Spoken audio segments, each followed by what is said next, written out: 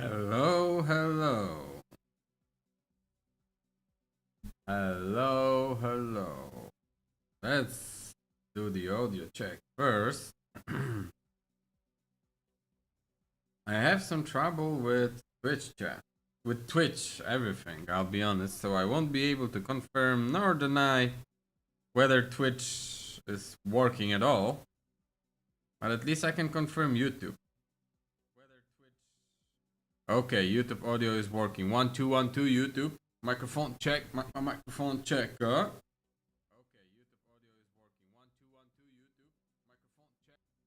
Okay, so we got YouTube working. I got some problems with Twitch. Last stream it was the other way around. Twitch was working flawlessly, and YouTube stream basically didn't happen. So I don't know. Let me quickly maybe try it on the phone to check if Twitch works at all. I used this internal Twitch tool to check for the stream health, and it says it is working, but I cannot preview it on my end. At least here. Let me quickly see.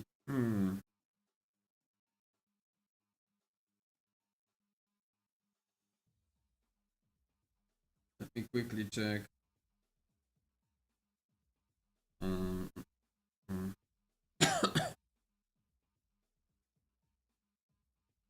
Oh my god. If it works on my phone, maybe that's the way I could check the shit. Maybe let's turn off Wi-Fi and go from mobile phone. Oh, it looks like it's working.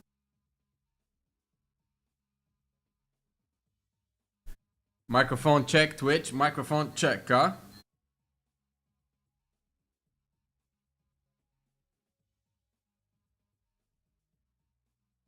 Is audio on? Microphone check, Twitch. Microphone check, huh? Everything's alright. There's a lot of noise. Even though I'm using noise gate and filters, etc. But it's probably because my PC is in the overload right now. So, oh my god, where's the OBS?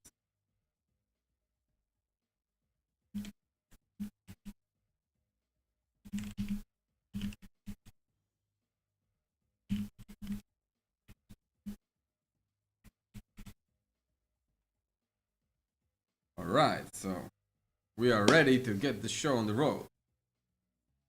Alright, so we've been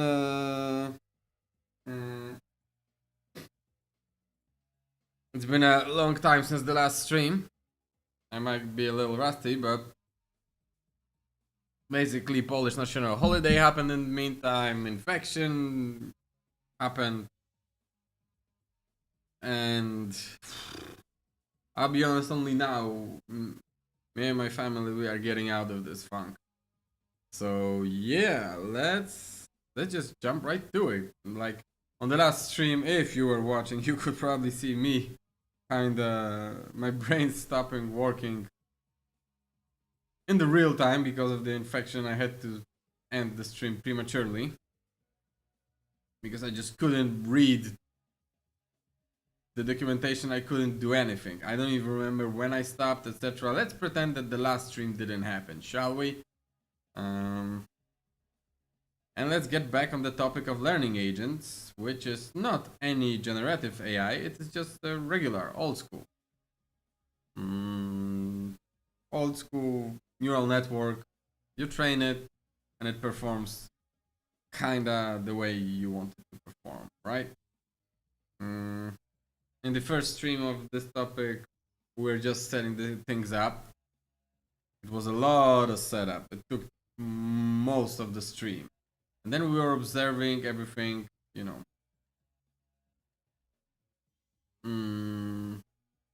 working.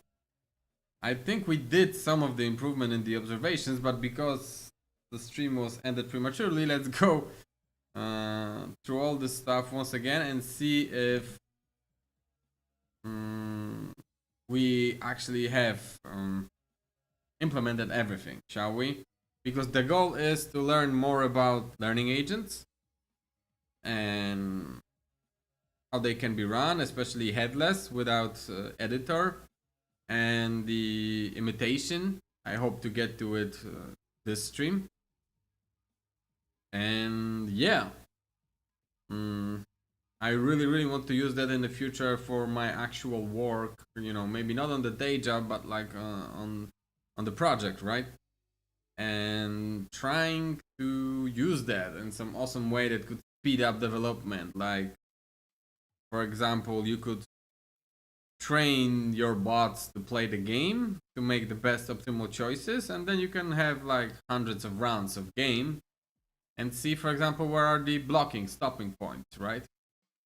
And when it comes to like balance, or if it's not balance, then we're talking then we're talking just maybe some geometry in the level. Give me a sec.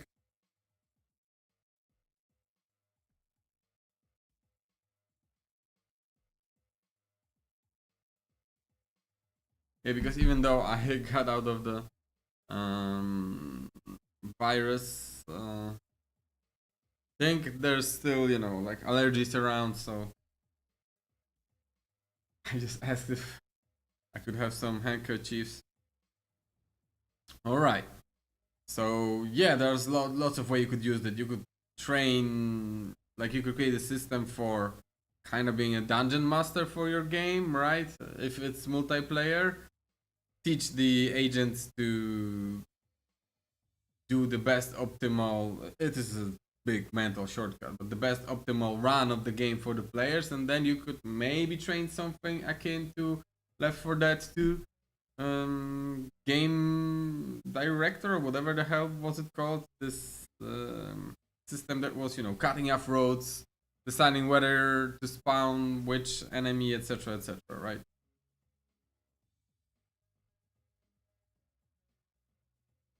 Give me a quick second. I'll be back in a quick second. I just need to step outside for a second.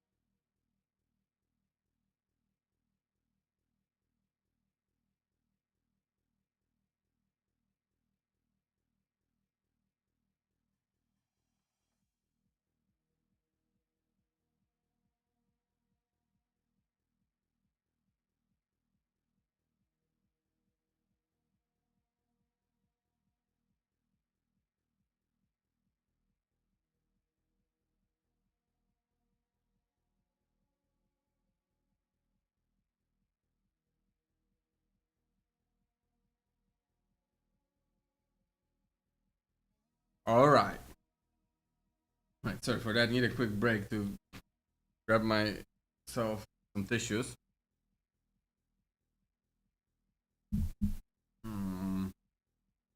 All right, so the thing is that in the first version of that learning agents, they were just going those cars. The aim was to make them learn how to drive, right?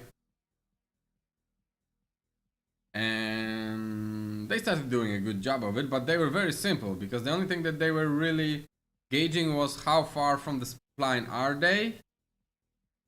So the position on the spline, the distance from the spline, and the velocity, right? Those were the only parameters that they were training for, really. So it took a long time to learn, right? So here Epic is proposing like, hey, you could do it a little bit better, even though it was working at some point, but it was like 45 minutes of training just to see them perform well, and to make them like fully learned, it would take hours, right?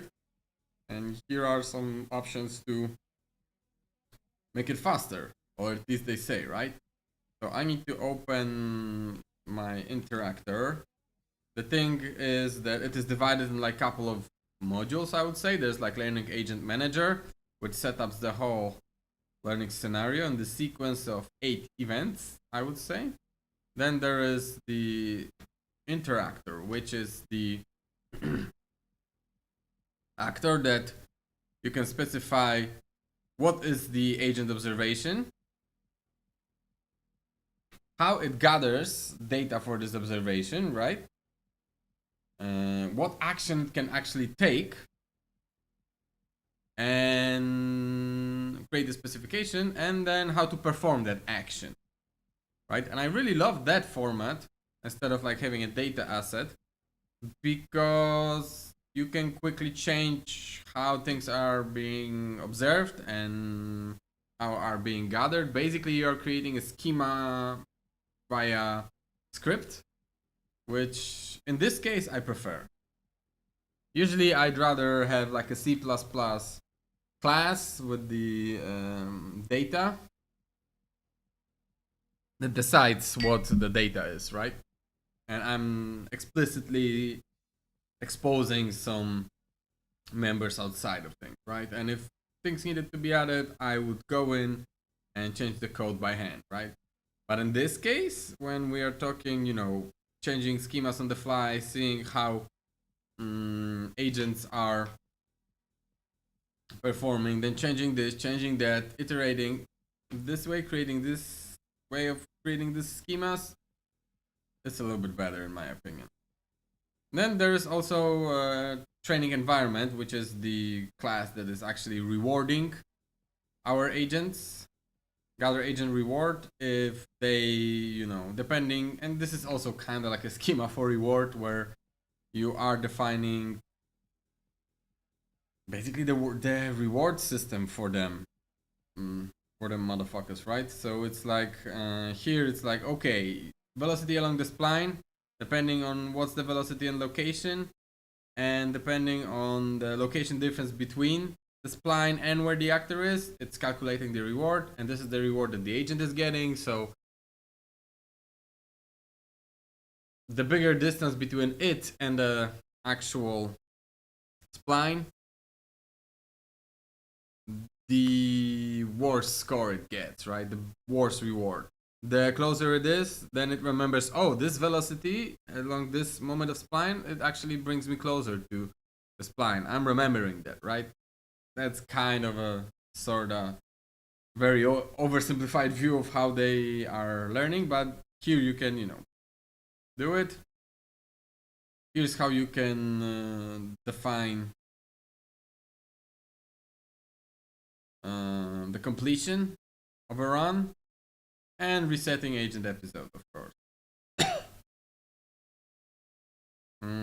Yeah, okay, so let's get back to sports car interactor. In the tutorial they were saying to us, yes, right now I remember the whole idea behind that. The idea behind that is that we're supposed to create like look aheads for our cars, so they are not only sampling where am I right now on the spline, what is my direction and velocity, but also and a little bit in the distance, right? And there's like 8 or 7 sample points if I remember correctly. I think we did implement a little bit of that, right? Track distance samples. I think I have this, right? Yes, I have this. And I think I implemented those. What is this? Specify agent observation. I think I created, right? Okay, I'm in here. Yes, this is like basic track observation, and I think I did that logic, right? Look ahead track observation and car observation. I didn't name it that nicely, but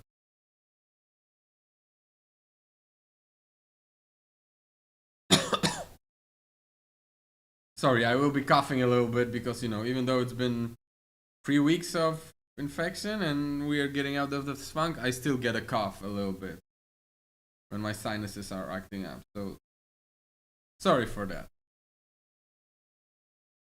So I guess this is look ahead. Look ahead observations.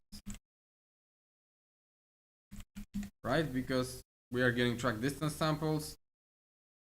And we are doing exactly that. taking all those distance samples and creating observations along the way. We are defining what will be the observations. And finally, why it wasn't working beforehand, I have my black, almost black comment colors. Should be this. I love this color for comments. Alright, so that point I think I did. Gather agent observation. Let's see if I did that. I'm starting to remember that I think I did all of this shit. Yeah, look ahead observations. Yeah, it's all of that. Right? There's like the sequence, or yes, there's the sequence. And here are those look ahead observations. Once again. Look ahead observations. Alright. Why is this gray once again? Let me quickly jump into editor preferences. Comment. Color. I want it to be completely black. I thought I changed it on 2 streams before, but fuck it, whatever. Yeah. So I did that, and I think I added debug visual logger. That's the thing. I never really played around with visual logger outside of the last stream, right? And it seems like an awesome freaking thing.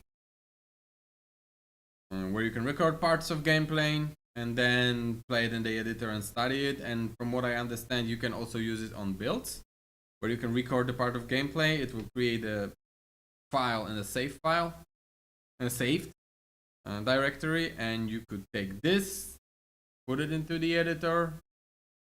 Voila, you can, observe your data. Alright, so it looks like I actually got somewhere on the last stream. I remember it because I felt so bad that I almost did nothing, but from what I can see, actually everything is alright. Let's see if reset agents and begin. Okay, and I want to not reinitialize. I don't want to reinitialize critical. I want to observe what I learned, how the cars learned, right? The last time, and it should not reinitialize anything. I just want to see them run, right?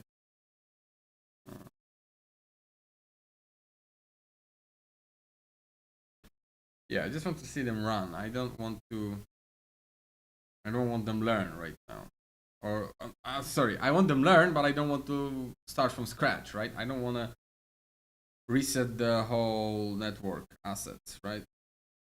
All of the network assets. Yeah. All right, so I think the only thing we need to do is debug visual logger, right? So we can look at it, play. Let's see what the state we left the goddamn thing in. Not a great state. Let me tell you that. So they need to learn a little bit.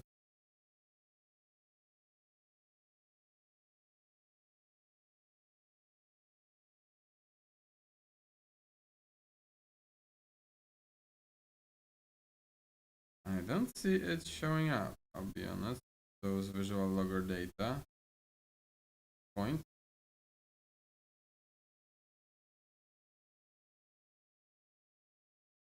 Are they in here? I start to remember that there were some debugs in there. Let me get back to the documentation about this.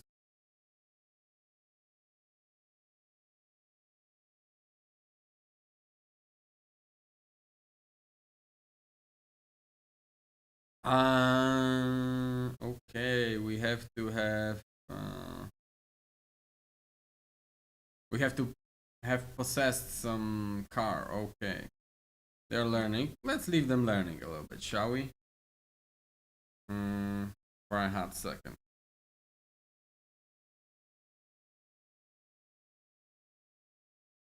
Because they are kind of learning from scratch how to drive. And if I didn't fuck up anything,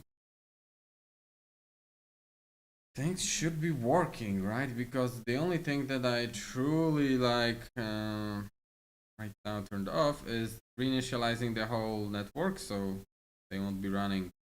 They won't be. The whole network waits wasn't restarted, right? And we are only running interference.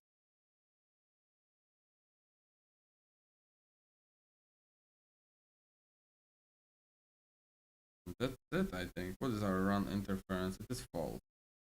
Great. Alright. But I think it should be true. It might take a little bit of time to get to the point that it was before. So, might as well quickly jump onto the possessed car, reset everything, record stuff.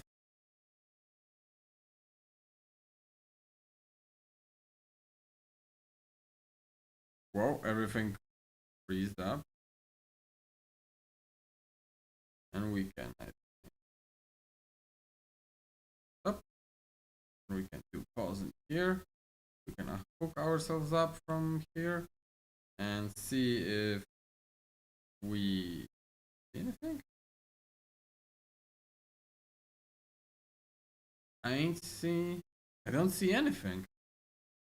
What the fuck is up? I don't see. I have to click on a specific track to see it. Okay. It's like the value of steering, that is unreadable. Here's my direction point, and here is what I actually am interested. Why resizing virtual texture pulse? I don't know. Where he was in here, he was doing those observations, and after that, I don't know what happened. Velocity observation. Okay, too many points in here. It's unreadable. Yeah, I might do a whole, once we get back to like the actual project, I might do a whole stream dedicated to Visual Logger because it seems awesome. It seems like an awesome tool to use, right? Now let's watch those cars train for a little bit. Meanwhile, I will clear my nose. Give me a second.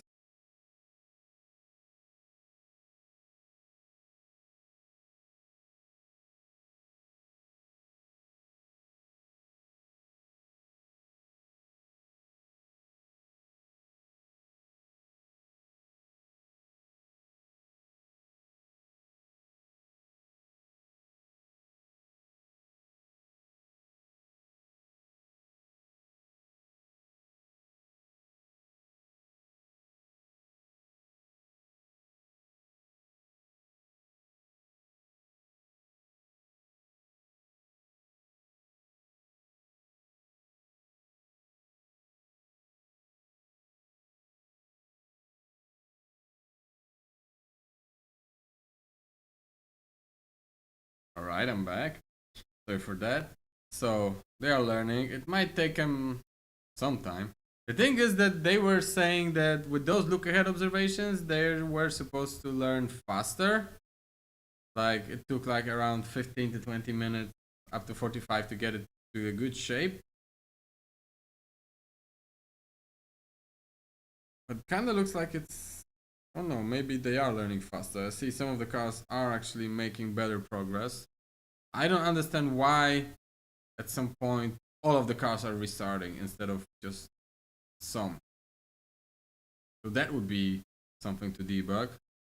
We can clearly see how some of them are getting better and they are completing all of the laps, or at least one singular lap, or almost completing, so they are getting better.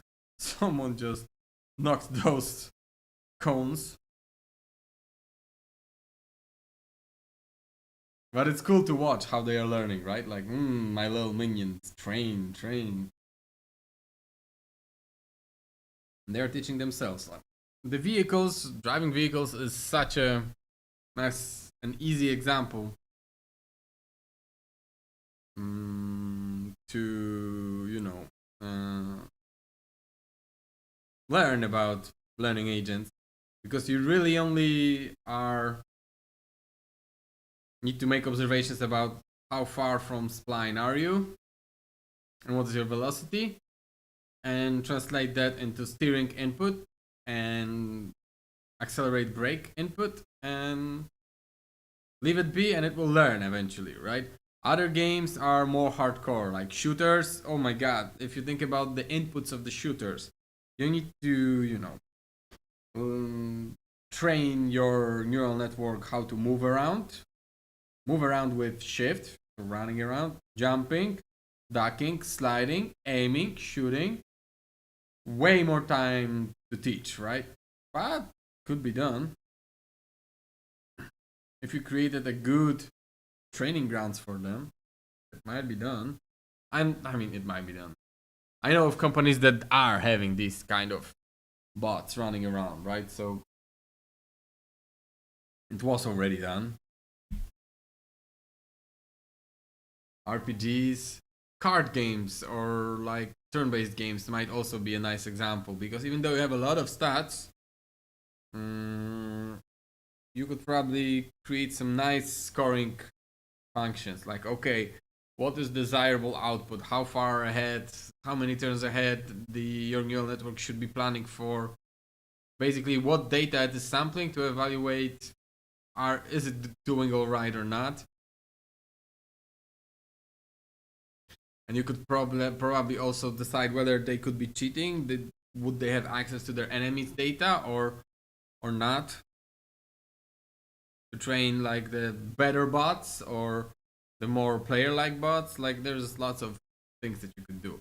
But actually, yeah, training with the look-ahead observations is faster. I remember on the first stream, I had to talk for like 15 minutes before they would get to this state. Here, I'm talking for like maybe 5 minutes. And they are already driving quite nicely.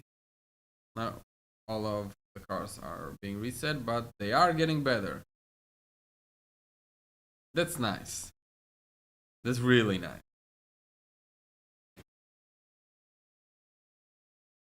That is really nice. All right. So, let's get back to OBS here. All right. So, how about? I think we did everything here. I don't remember that I fixed that and I had it done. From my memory, I stopped midway, but I guess we did it. Okay, so we will try to do the headless training, so running editor without any viewport or anything like that. And I think we need to also install the tensor from Google, right? To continue headless training. So let's do this. Let's see how hard it is. I'll be honest, tensor board is a tool that I will be using for the first time in my life. It is something from Google. And how old is tensor board release date? When was that released? I think it might be before I ever touched neural networks at university, right? When was it released? Yeah, you see? Initial release 10 years ago, 2015. I think my class about neural networks was in 2014, so I was 1 year before that, or right in 2015, which means my teacher probably wasn't really using it. But all right, let's use this, because this is a big part of headless training, because ideally you want to set up your learning agents, right? And I don't know, like you have like your builder PC or some other PC running around there, or you just want to train them without, whole editor being loaded in, but you still want to gauge whether they're doing a good job or not, whether the training was completed or not, right? And from what I understand, TensorBoard, is the tool exactly for that. So we could run all of the learning agents training in the headless editor mode and still observe like what the fuck is up with them and did they finish or not, right? And also this data could probably be, I'm guessing right now, read by some Jenkins job or something and send an email that, hey, it's been done, right? So yeah, let's start. What is the TensorBoard? TensorBoard is visualization. Yeah, here's a sample. Blah, blah, blah. Setting up TensorBoard. Enable in training setting. First of all, use TensorBoard. Okay. Learning Agents Manager. And we can see that, yeah, right now they're driving quite nice. And because we are not reinitializing our neural network, I think when we press stop, and we press play, why they are starting? No, they're not starting from scratch. They are starting from what they learned, right? It's like continuing learning effort, right? So this is exactly what we had wanted. And yeah. And then, oh my god, my brain is acting weirdly today, I'll be honest, but yeah, learning agent manager. Here's where I was supposed to go, and I was supposed to. I think. Oh, learning agents manager. Run training. Trainer training setting. Trainer training setting. Yeah. And here it is. Use TensorBoard. Oh, okay. I already have like it on true, right? Now I have to install TensorBoard. TensorBoard needs to be installed in the Python environment that ships with the Unreal Editor. Thank God that they have all their dependencies already there. Even if TensorBoard is already installed on your machine. Okay. Open Windows command prompt. Navigate your Unreal Engine's install location. Then find Python free subdirectory. For example, the full path on my machine is blah blah blah blah blah. Okay, I don't remember the exact part. So let me quickly where I have the Epic Games Store launcher installed version of the Unreal Engine. So let me quickly find it. What is that? I think it will be on C. Might be program files, of course, as they say, but not x86. Which just reminds me of my annoyance with x86, x64 architecture, and how I cannot wait until ARM will be, I could set up the PC with the ARM, and ARM will be more widespread. That would be awesome. But whatever, let's not waste time on those divagations. Epic, I got this. Engine, I got this. Binaries, I got this. Third party, I got this. Python free, I got this. And here, and okay, and we are here.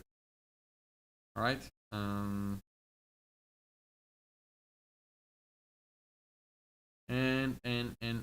what? I have to just run this, and it will work. You may see some warnings about TensorFlow not being found, but these can be ignored. All right. Let's see if it was that simple. Yeah, it's been so long since I worked with neural networks. Basically, it was at university in 2014-15. Then all these years I haven't touched this, and this is the first time I'm sitting down to it. Meanwhile, all the LLMs exploded, etc. And it's funny because we were talking when I was at university in 2014-15. We already had there were already talks and presentations about like, hey, here is this neural network, you can train it, it can generate something, but it fucking sucks back then, because I don't think the whole the back propagation may already been discovered and used by, but I forgot the name of this thing. Yeah, there is this specific method of generation out of noise that is based on the physics, thermodynamics, or inspired by physics, thermodynamics. That thing wasn't there because we didn't talk about that, because that was the thing that allowed LLMs really to generative LLMs jump up a notch. All right, everything is installed, I guess.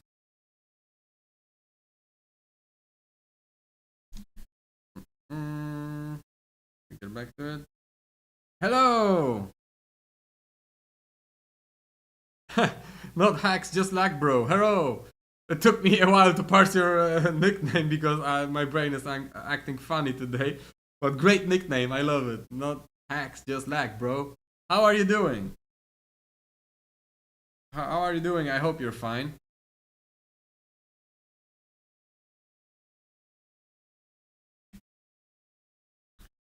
Okay, and after installing, navigate to scripts, subdirectory in the same path. Alright. Scripts. You should see tensorboard.exe. There is. Then run the following command after adjusting. Match your Unreal Project installation. Unreal Project's install location. Wait, what? Okay, this is like that. Ooh, okay. So let me quickly open this shit up, and it will be like then board. Let me prepare that. It won't be exactly this, but it will be. I wonder if it will be able to change directory, because I have it in a completely different directory. But we'll see.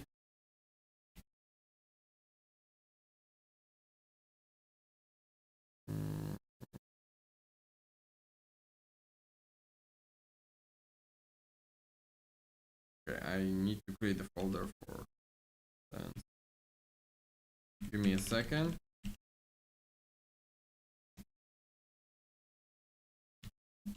I need to create folders quickly. And all right.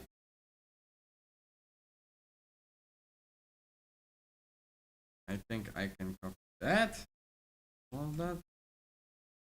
I'm not sure. Oh. Okay, whatever. Here equals curly braces. Oh, no curly braces. It's basically this. I wonder if it will be able to switch directories like this. And my fucking stupid antivirus popped up. I don't want you, motherfucker.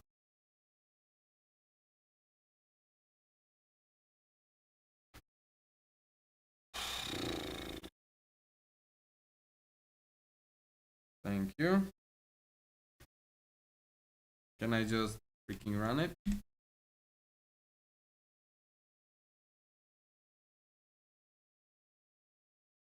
Okay. Open a web browser. Navigate to the URL from. All right. Just copy that. No dashboards active for the current dataset. All right, but it detected this shit. All right, we're going somewhere.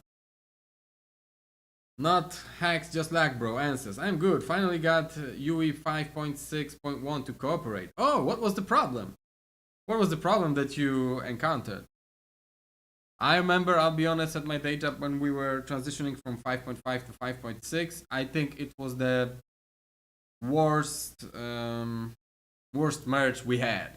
Like jumping from 4 to 5, not a problem. Like basically the jump was 3 days and then 2 weeks of bug fixing, super simple. And then each and every version also wasn't super long, but from 5.5 to 5.6 we were dealing with issues for months, really. So I'm curious what what were your issues that you encountered? All right, so this is that. As you stop learning from the, as you stop and start training learning agents to use TensorBoard will automatically pick up the new runs and begin plotting alongside the previous. Really?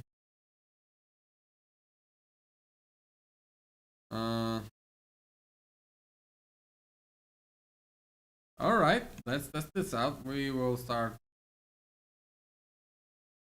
this. And we will see if it will show up. If not, we will start troubleshooting of what was going on. Here's our... Oh my god, that guy fucking jumped out. Not hacks, just lag, bro. Answers. NU1701 and all that NuGet packet shit. Okay, that was the problem. Alright. Glad you got that sorted out. What are you working on with Unreal Engine?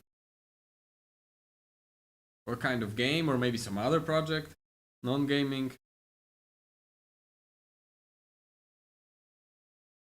Alright, it is learning, but ain't nothing being picked up in here. TensorBoard can find your events.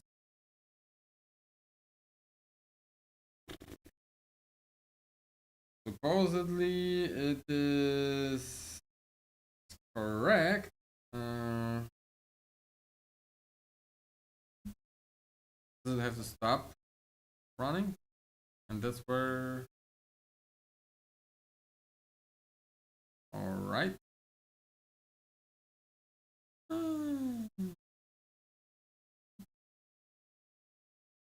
Nothing is showing up in here. Alright, let me quickly get back to their documentation.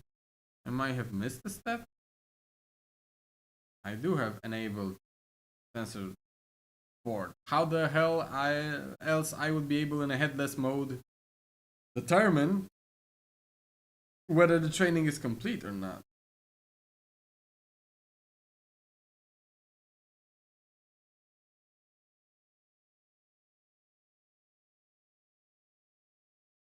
I don't see anything like this. I don't see nothing like this.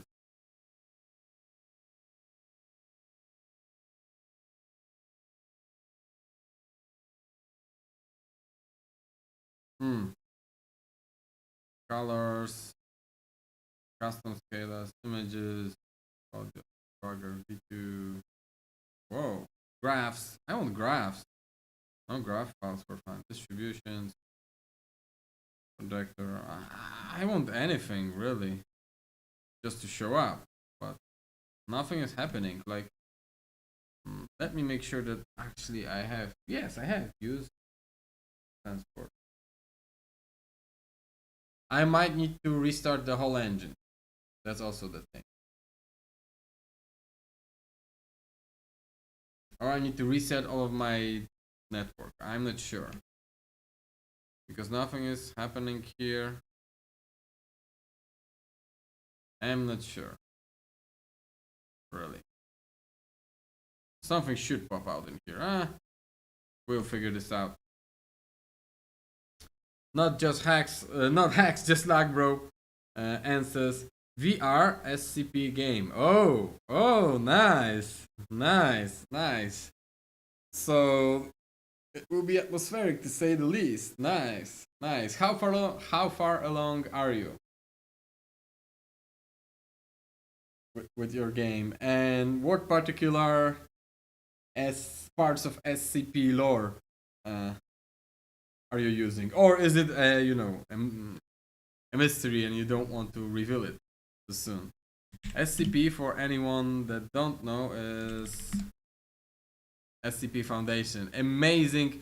if you are bored and have a lot of time on your hand to read, and you love to read some stuff that, you know, how to say it, it will be thrilling, sometimes horror inducing, sometimes not, but it will make you think, or you're a fan of a game Control and you want to see the main inspiration behind this game, this is exactly that. This is actually that. You can just basically go to any random article in here and you'll get the horror. Oh, I don't want to spoil too much, but you'll get amazing stories out of that. And this being done by community,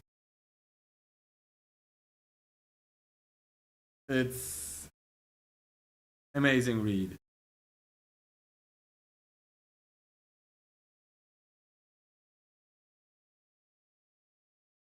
Yep, I really recommend this. Oh, there is even translation into Polish, my national language. That's great. So, not hacks, just lag, bro says. I'd say about 20% done. It's like SCP Containment Breach mixed with SCP Secret Lab, but in VR. Okay. Alright, let's quickly search for that because I am curious. It will be.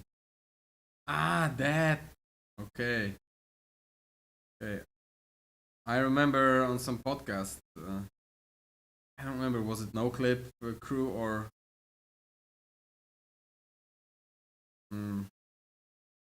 someone else was talking about that.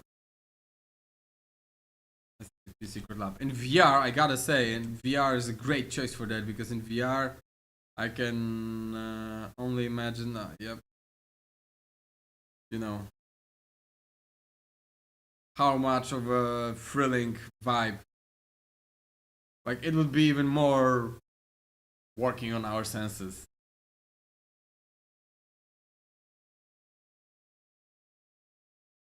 20% done. So are you like in prototypey phases, or are you like, okay, prototypes are behind me, now I have this whole, you know, like basically game to finish? Okay, let's restart the editor on my end because nothing is getting picked up, or maybe I have to do like a fresh training session, I don't know, but let's restart the whole editor. Oh yes, of course, save all of my stuff, right? All right, and let's turn this once again. Yeah, lately my computer has been very loud, and I already cleared it for dust and stuff. I'm not sure what is going on. Not hacks, just lag, bro. Still in prototyping. All right, all right. And how is it working with VR and Unreal Engine? I never worked on any VR project, so I have no experience about that. Like, are you able to test without, like, I guess it wouldn't make sense to test without any headset. But are you able to? Are you constantly like putting headset on and off, etc.? Like, what's the workflow there? A big pain in the ass. Okay, okay. Damn. So each time to compare, I press play in here. For you, it's like, okay, let me put it on. And each time you press stop, it's like, all right, in and out, in and out. Or is it like that you can view the editor inside of the headset, so you don't have to put it off constantly, and you see the editor view and you can play it, etc.? Or am I too futuristic? Because that would be awesome. Like if you could just put on the headset and just view kind of like a virtual desktop, and whenever you play, you just get spawned into your actual game, right? You wouldn't have to constantly be putting off and on, off and on, off and on. Or am I too, you know, sci-fi with that shit? Because I can imagine it being annoying as fuck. Like, what do you mean? There is this thing. Let me maybe show you. But I'm not sure if. I guess it doesn't work like that. VR virtual desktop. Images. Kinda like when you have your headset on, you can kind of view your editor window or whatever, something like that, right? But I guess the Unreal Engine doesn't work like that, right? Oh, something like that, right?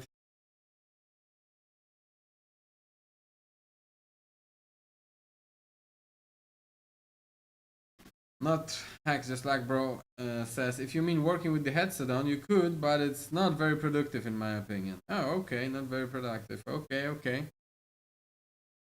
So put it on and back, on and back. All right, then. And what kind of headset are you using for development? I do wonder. Quest 22. All right. Quest 2. Yeah. Uh, was it hard to set it up with Unreal, or is it working like out of the box? Like, okay, you just plug it in. I don't know, turn on plugin or a couple of settings, and you're good to go.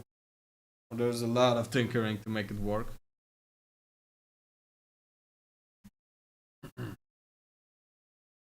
Meanwhile, I'll see like,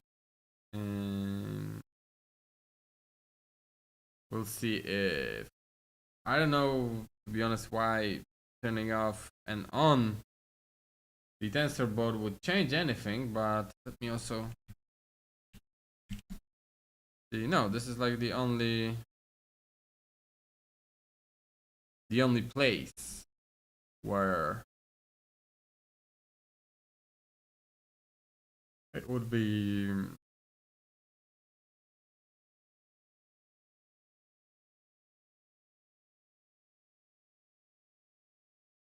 Did it pick up anything? Do I have to like refresh? No, nothing. It's just one big box of nothing.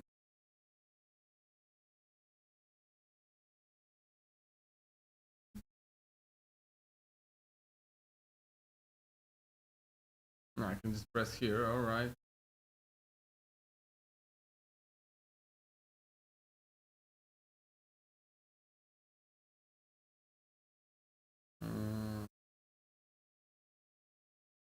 No histogram data was fine. I haven't have any histogram data. Can't find your event files. Is anything even produced in here? Like intermediate learning agents, tensor board runs. There is nothing. There's absolutely fucking nothing.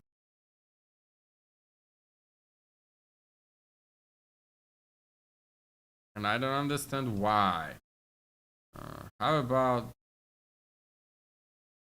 I don't know, do I have to set run interference to true? Let me quickly change, like, okay, this is not connected, so it will be alright.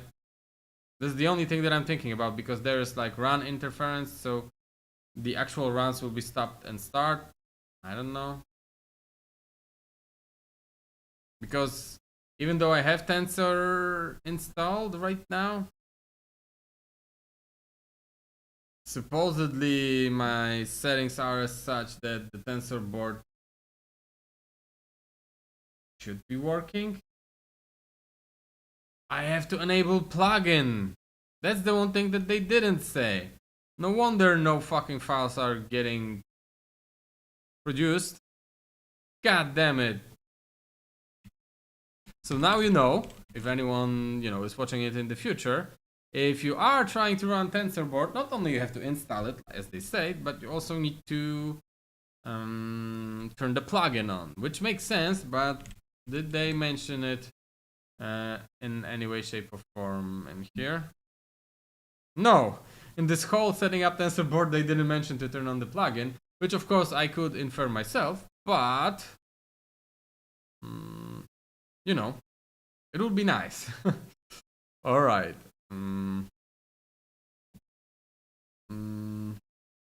Not just hacks, not hacks, just lag, bro.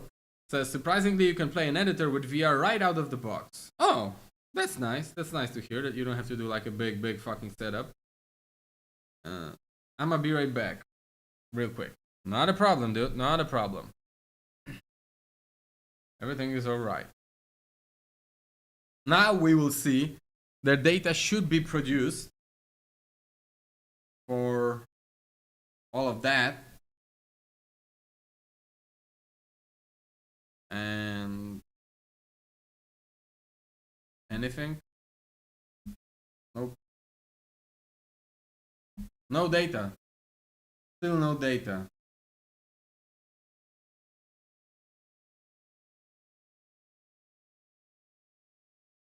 Absolutely nothing.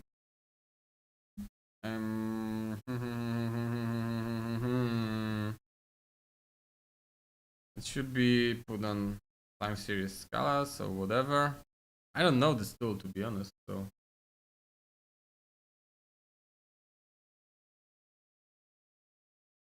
Tensor board run. That's where it should be.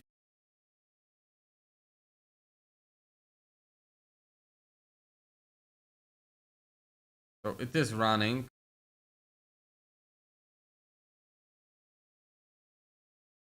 On the local host, exactly as I said. And in this directory,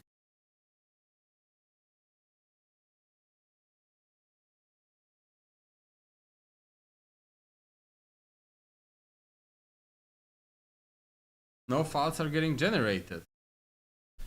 So what the hell did we miss, or they didn't write about? There's like 122 comments for this specific. Let's see, what are the comments? Like tensor, is anything about tensor?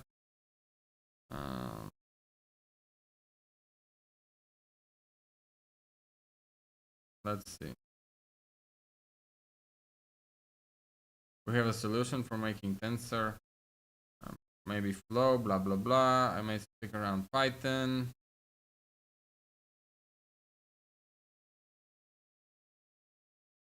And where's the first highlight? Okay. Python script there.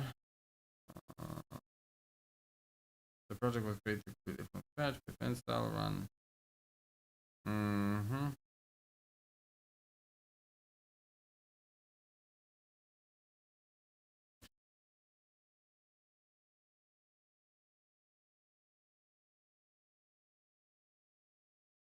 Okay, so there are just problems with Python.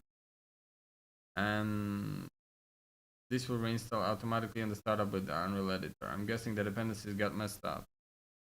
But these are just about regular Python, etc., but not about tensor itself.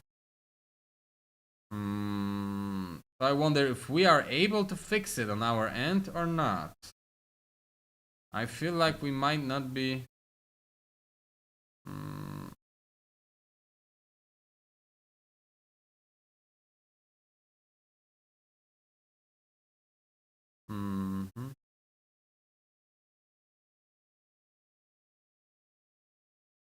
Run your project, open the command line.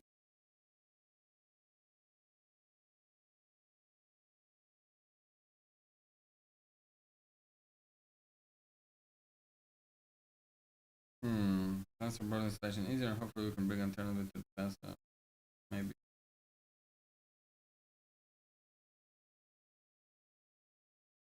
Okay, I didn't get those errors they are saying, but the tensor board just isn't really working for me.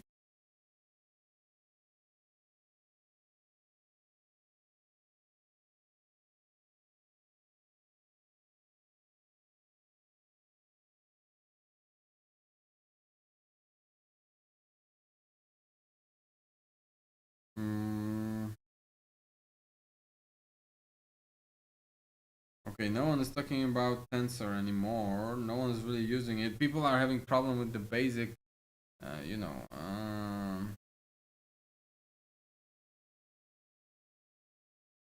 basic training, which works. Oh yeah, I am having some issues with the tensor board. Why did you fucking word search for Firefox didn't work? Okay, hello, I'm having some issues with the tensor board. Additionally, I have this Unreal settings. So failed to load tensor board.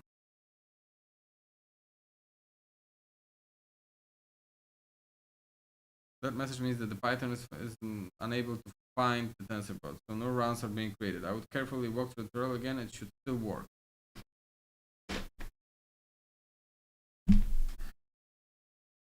That answer annoyed me a little bit, I'll be honest, because it's like, okay, but walk through the tutorial again. It should still work. We did work through the fucking thing.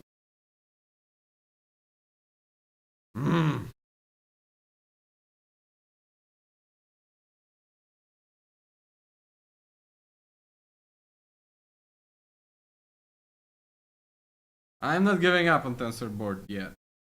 I'm not giving up, even though I'm more interested in like imitation learning than the TensorBoard. I kind of want to see where it goes. More problems with the basic setup. Oh, someone is actually, oh yeah, someone is trying it on Shooter. That's interesting.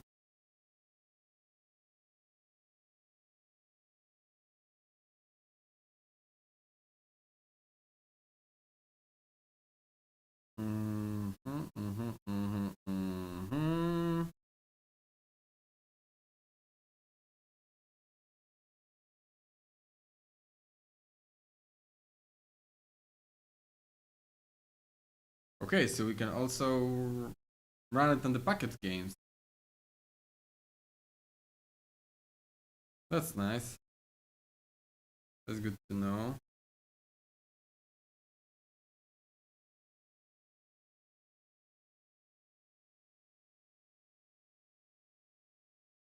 All right. So, sensor.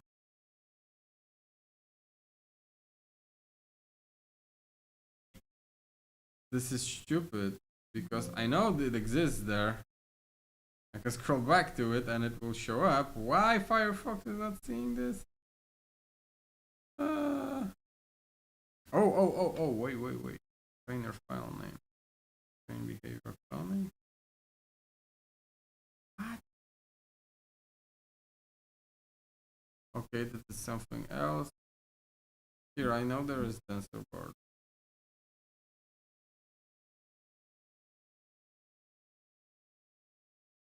As we added the ability to install TensorBoard directly from the editor. All right.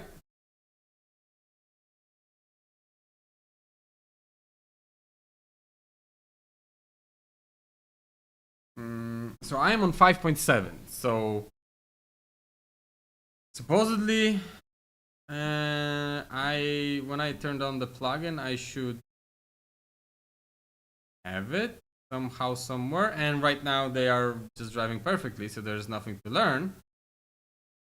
That much, right? But still, it would be nice to see it working. It's not working. Maybe it should be something else. Snapshot. Oh no. Config.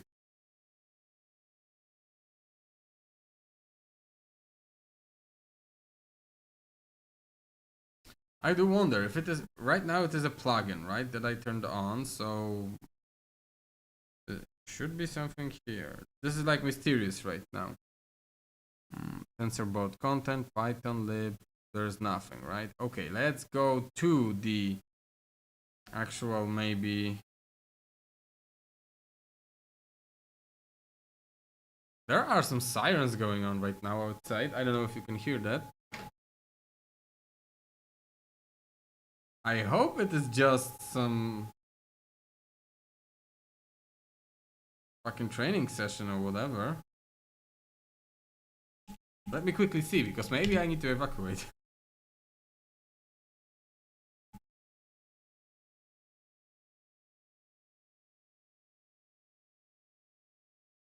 Ah, yeah, of course. Yeah, I forgot. Okay, never mind. Never mind. The sirens that you might be able to hear right now, or you don't. but they were sirens outside, and it's just to commemorate the Warsaw Ghetto uprising back in Second World War, when Warsaw was under Nazi occupation. And I didn't know that I would be ever mentioning this on my stream, but you know, with the current situation, political situation as it is, when you hear sirens outside, I'm like, okay, is it like some commemoration thing, remembering thing, anniversary of something, or is it the real deal? You know, I live in Poland, by the way, so yeah. So tensor board content, it's here, it is there, but nothing fucking works. So I don't really know how to turn all of that on. Let me go back to it, because here we are running it to this thing. But maybe, just maybe, we are supposed to run it differently, right? Let's quickly try this shit out. Like, and it is last attempt at tensor board, because clearly there is something going on in there on the development side of things from them that they have to figure out. We might not be able to overcome it, and I'd rather go to like headless training or imitation training there than wasting the remaining time on that problem, right? So let's quickly find Epic Games, Unreal 5.7, engine plugins, and it's supposed to be where actually? Is it runtime?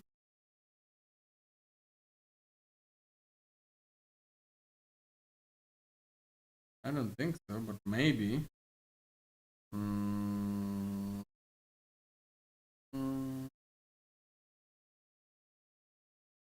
Not there. Where the fuck? Eh? Okay, because I enabled the plugin, and this is like TensorBoard content, all engine plugins. Can I just open this up? Go in. Wait a second. Go in Explorer. Thank you. Experimental, of course. I'm stupid, right? And it is here, and it's just that file. All right. Okay. Give me a sec.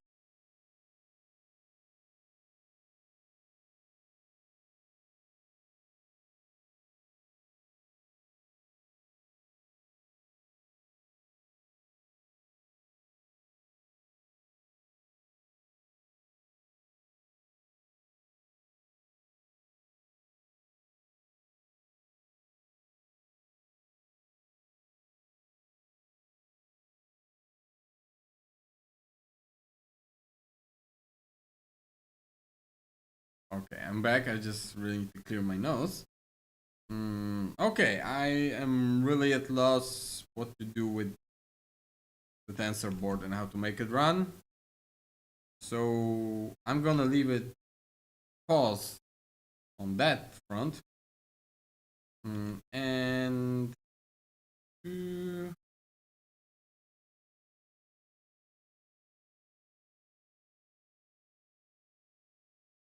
wait, it is yeah, because I stopped with that. It's like that. Okay, it's just not producing any data. Last quick look at the tutorial, right? Itself.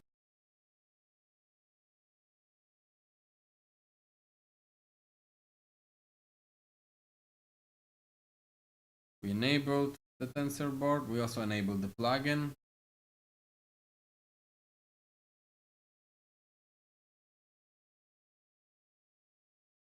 We did exactly that.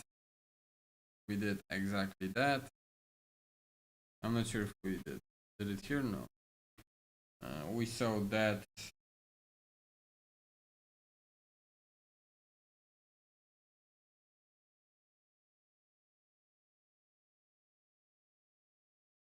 We did exactly that.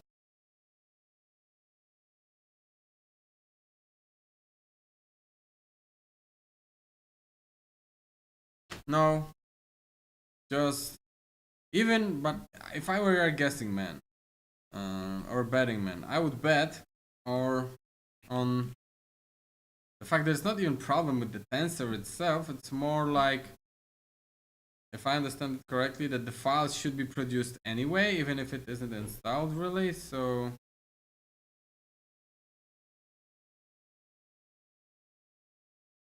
the files aren't really getting produced. So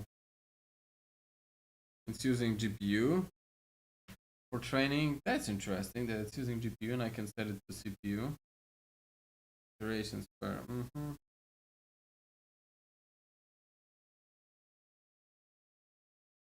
Oh, it can also use ML Flow. Use tensor board. Yeah, there is something with the actual,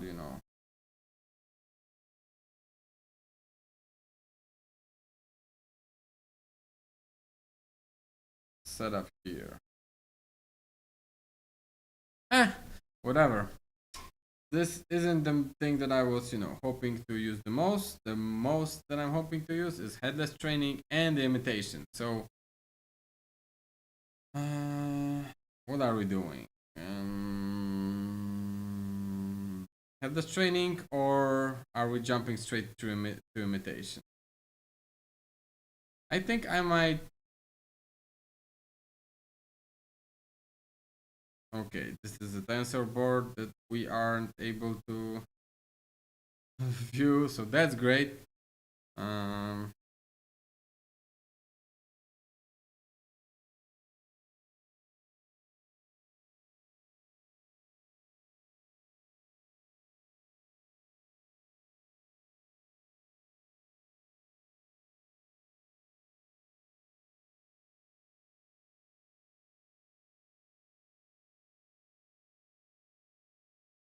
Huh.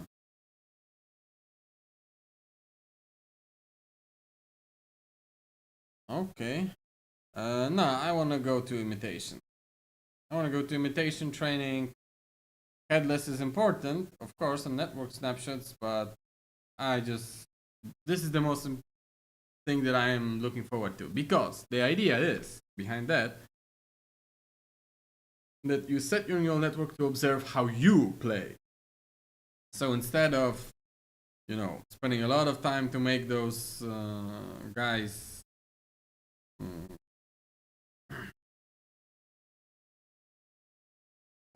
train how to drive correctly, right?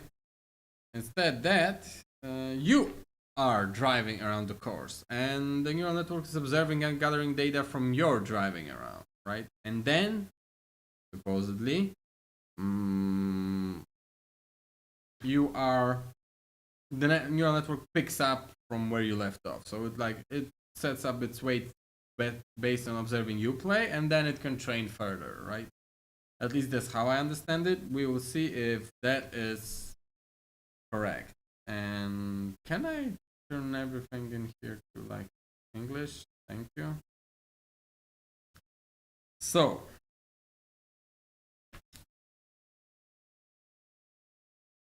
previously in this course, reinforcement learning. Reinforcement learning works by leveraging a reward function, which informs our agents if they're doing well or poor. Yes, so we are providing the reward. We have to come up with the reward function, which, as they say, can be difficult for many tasks, which is true, because I can quickly imagine the games where training a bot for them like this, creating a reward function might straight up be impossible, because there could be multiple ways you could go around, right?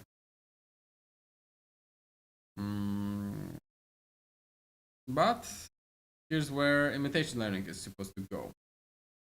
We leverage a demonstrator, which will create observation action pairs for us to learn from. Our demonstration can be another algorithm, behavior tree state machines, or it can be a human player. Our goal is to train a policy which can recreate the example behavior. That is something that I haven't considered, that it can be actually trained by specific script, behavior trees or state machines. So for example, to use chess as a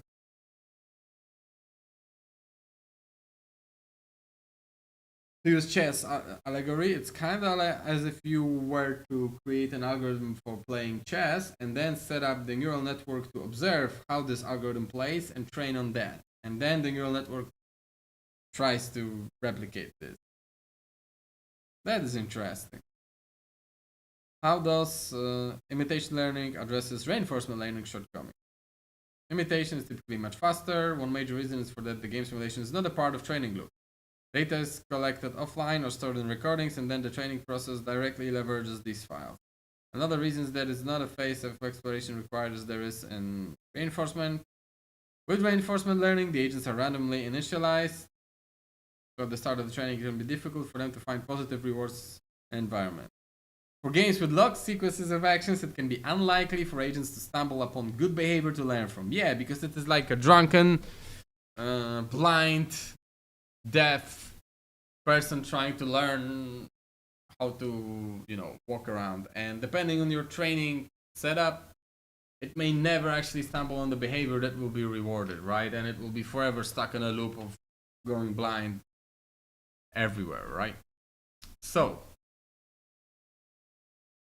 that it's supposed to be like, no, here is how you could learn stuff. Just observe me, right? It's to compare it to humans, it's kind of as if you never heard about, I don't know, mathematics and you're trying to discover it on your own and nothing works for you, or cooking, right? No one tells you how about cooking and you're trying to do some food, right?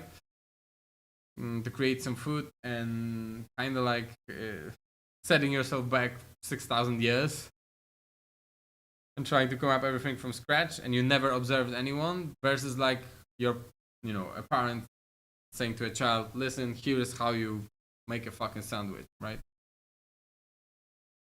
In addition to speed, imitation learning can allow us to learn behaviors that are challenging to express in a reward function. Yes. For our driving example, let's say that we wanted to have our AI cars have more human-like. To have our AI car drive more human-like. It's hard to imagine how we could translate this goal into a reward function which will produce the desired behavior without a large amount of trial and error. With imitation learning, we can create a data set of human play data which we can learn the desired behavior from. Exactly that. One of the biggest challenges of utilizing imitation learning is that of generalization. Imitation is only capable of learning behaviors that are present in the dataset, since it does not get to try other actions as it can in reinforcement learning, right? This means that care needs to be put into dataset creation to ensure that a diverse range of situations are accounted for, often referred to as coverage. Yeah, so otherwise agents may be lacking critical skills. Thinking of our driving example, the player tends to always stay on the track. It might be difficult for an agent to steer back onto the track even if it finds itself off-road. One way we can overcome this issue of imitation learning is by combining, that's the thing that I'm most interested in, imitation learning and reinforcement learning.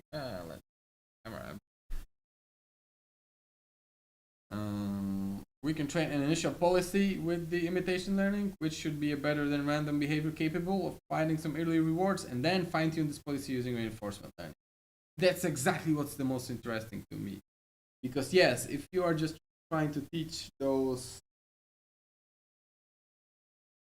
neural networks, I'm sorry for yawning, it's just my sleep wasn't great.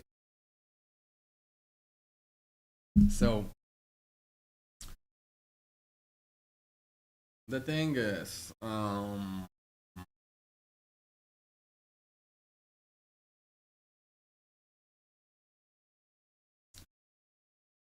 it can only it can only learn the behaviors you show it to. It won't be able to discover new behaviors, right? So you, as they saying, you need to have a lot of coverage. So for example, if you're training your neural network to play like a turn-based RPG, right? If you never do an action of healing, it won't be able to heal, right? You need to cover that behavior. When it is hurt, it needs to heal, right? You need to play greatly and you need to play badly and remedy those situations, fix them, etc. in order to show how real player would behave, and that's how it learns, right? Which might be that, you know, in more hardcore cases than this car driving, it might take too long to cover every behavior there is, and you will always find something missing, right? Reinforcement learning, it might be hard to create the reward function. Combining both of those things, it's like, okay, those things that is hard to combine to create reward function for, imitation. Other things that you kind of want your neural network to be like discovering on its own how to perform, you do the reinforcement when it is easier to create a reward function, right? So, imitation driving. For this tutorial, we are going to imitate a handwritten AI. This will allow us to see portions of learning agents we haven't seen yet. Controller, recorder, and imitation trainer. So something completely new. A controller is an object. I know what a controller is. That can be used to construct action. This is different. Wait, this is different controller than the, you know, like player controller or AI controller? Huh. That's interesting. Essentially a handmade policy. This can be useful for making large agent system that use some other existing behaviors.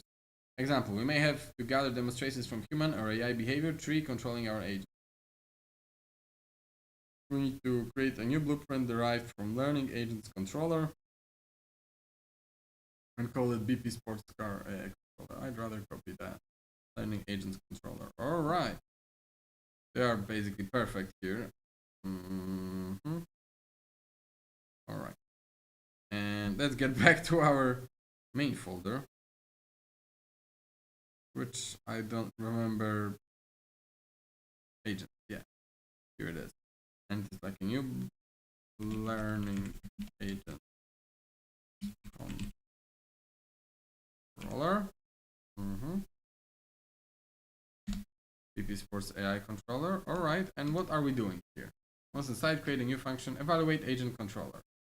This function is the opposite of perform agent action found on the interactor. Instead of getting the actions, we're going to make them on the action object. I don't understand this sentence. I completely don't understand this sentence. This function is the opposite of perform agent action function found on interactor.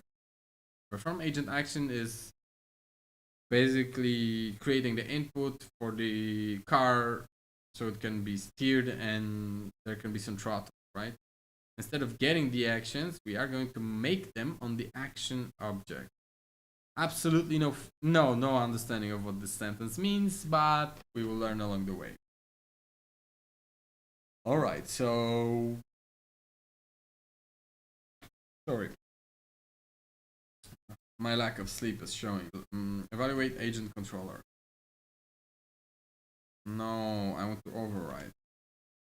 Evaluate agent controller. And there is also a version of it for plural controllers. Okay, so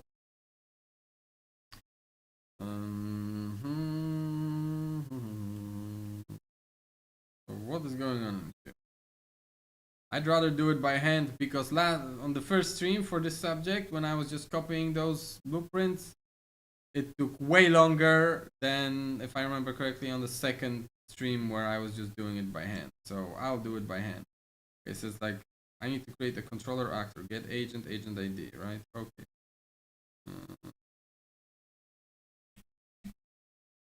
This is that.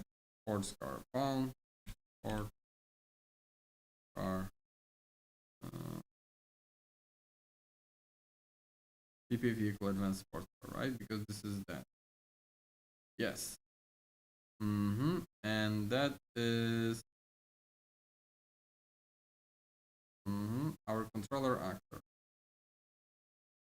To promote to. And is it a local variable?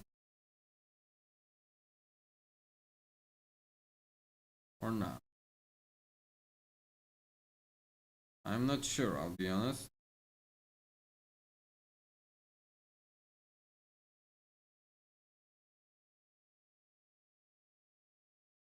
I think not.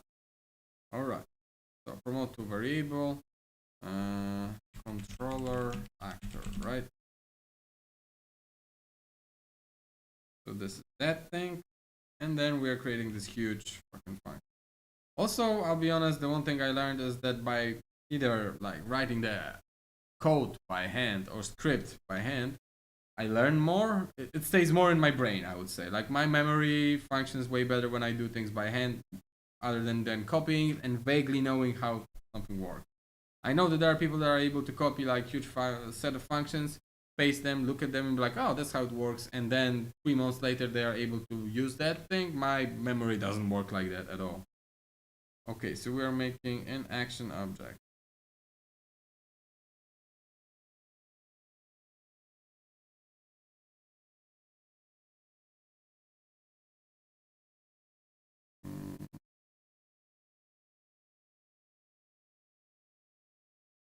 Make struct action. Okay. Make struct action. We are doing it. And the object is something new. And action. Oh, wait. I don't. No. Yes, I forgot. I can just do an action object and get the one from here. Huh. That's what the fuck we're talking about. Graham is here. Good morning, game devs, and good morning to you. How are you doing? How are you doing? How the weather is out there? It's lovely to see you here. I'm still on my learning agents bullshit.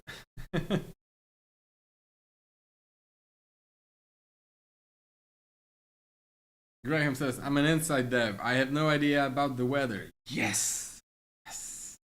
That's great. So, how are the things going on your end? How are you doing? What are you working on right now?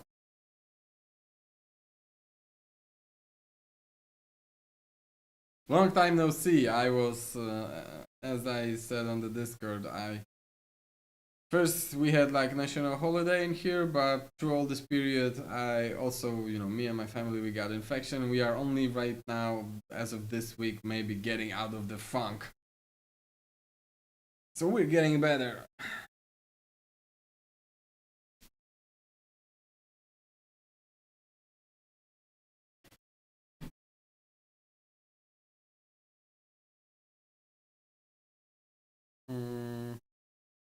So yeah, we are getting better, but I'm still feeling like, especially I didn't have a great night's sleep, so I might be yawning, etc. Forgive me for that. All right, we are making a map of this. Those two things I can. Actually, I think I can copy it. This blueprint, I feel like I can safely copy right now. This is the only time where I'm saying it like, yeah, actually I can. Oh no, actually it all broke. Great. So where do you have a problem?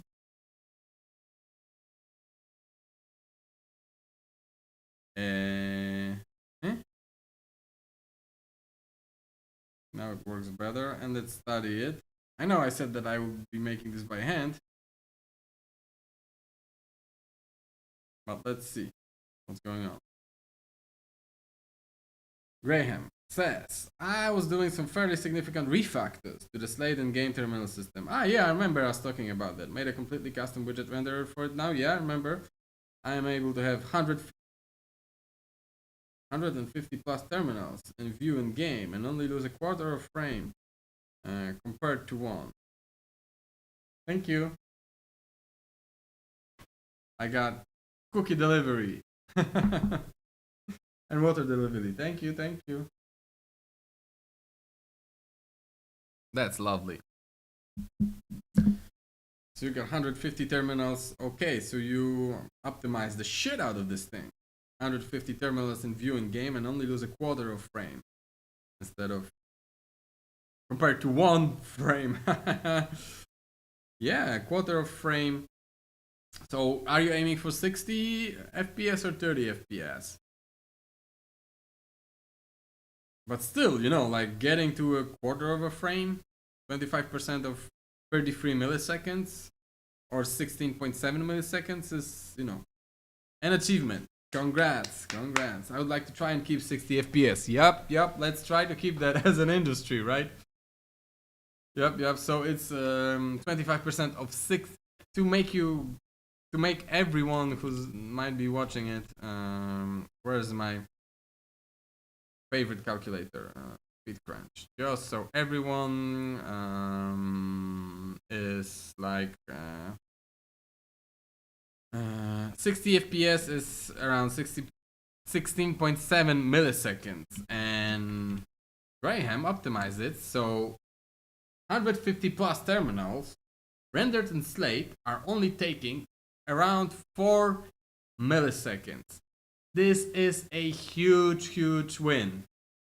Huge win. Nice. Congrats on that. I'll be honest, I love optimization work. Last year on the day job, we had to do a lot of optimization work and like going through all the insights, etc., finding all the pain points, and some of them were like, oh shit, of course, this is obvious that we should fix it like this. But some of them were like, damn, neither time slicing or async processing will work. We need to change the whole data structure in order to calculate it better. And it is like a great brain puzzle, right? To how to make it, you know, work better.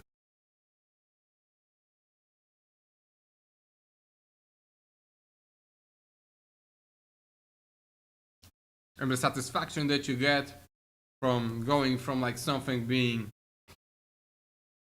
way over a frame to seeing then insights and being like, oh, now it's like this little small fucking thing. It's immense. Graham continues, and that's with the terminals in the least performant mode. Many of them will effectively be asleep and not redrawing widgets unless they receive a delegate for a change. So, like a real game case, it will be even less than 4 milliseconds for 150 plus terminals in a game. So I think you are there, buddy. I think you are there, man. I think you are exactly in the right spot. And doesn't it feel satisfying to go there, right? I can totally relate to that. Yeah. Graham says, yeah, for example, as it's a shopping sim, you may have an order tracking screen. Thus, it does not make sense to update the order tracking screen unless an order gets added or removed. Of course, it makes total sense. It makes total sense. And so there will be even more wins. It will, in the real, you know, actual game playing scenario, it will make even less of an impact on a frame. Graham continues, so I can just sit there with an almost free texture. Yep. That's awesome. That's awesome. I love hearing about all the optimization techniques that people are doing, how they are going from completely terrible and non-shippable performance to something that is like amazing, right? I also love those talks on GDC and every other talk that you can find online. This is like really fucking awesome. Graham says, I had to use a lot of techniques to get it there. Damn, I wonder what techniques. Like, I am sure that you are processing some of it, not every frame, right? You probably are doing some frame slicing, maybe some async processing. I wonder what else you use to optimize the shit out of this thing. Damn, nice.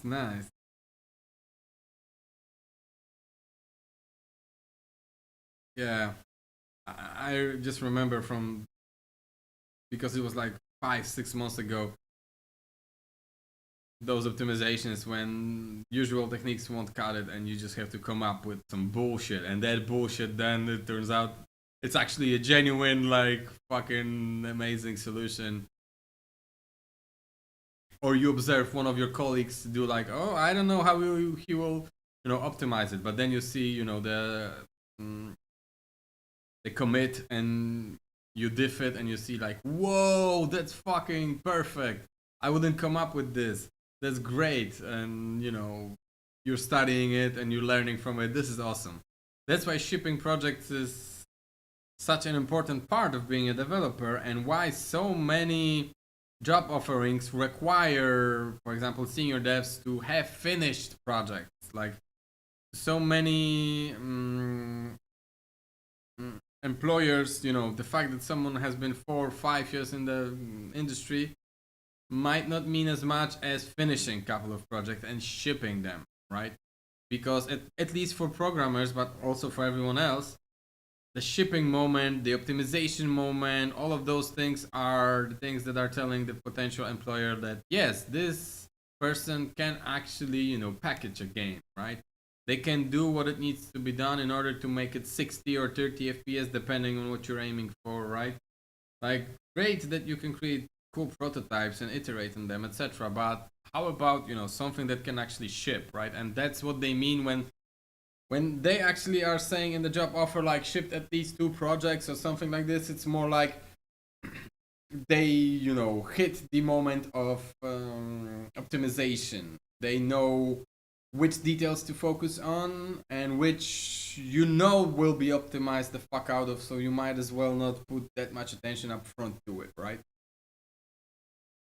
And they know how to go around profiling, etc. Or they know, in the case of non-programmers, how to talk to someone who is doing the profiling. Or if you're an artist, then you know how to turn on insights, turn on the NVIDIA Insight, or the other thing that right now escapes my mind. You're even more recruitable, right? Graham says about the technique. We found a lot of the things were not necessarily about reducing the cost of the draw call, but deferring or removing the need to draw it all. Yep. Splitting the UI up into parts that should be re-rendered versus shouldn't when you do have to do an update. If it's only a small widget on the screen that has to be redrawn, no reason to redraw the entire screen. Exactly. And I think I remember at my day job, our programmer of UI, she also had to do similar things. Like, she had to go like menu by menu, because we don't have as many menus as you, but still there were some that were like completely performance lagging, right? And she had to go like menu by menu and do exact thing that you are talking about. Like, okay, this is not updating that often, so it's off. Don't redraw this. Don't redraw this. This is have to be redrawn every single frame because of like design logic, etc. But the rest of it, no, right? And the exact same thing, happened, and the performance gains are huge with that approach, right? Then Graham continues. And then I aggregate the ticks of all the terminals. Great. So that the central manager handles the tick for all of them rather than self-component ticks. Amen. That's it. Dynamically excluding the one player is active on, so the player interactions are always smooth. That's it. That's perfect.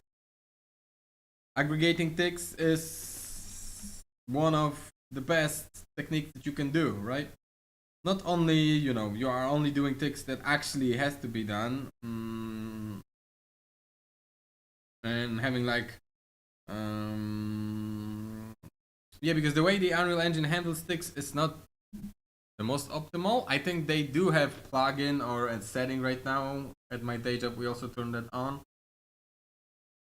That is supposedly aggregating ticks together on its own.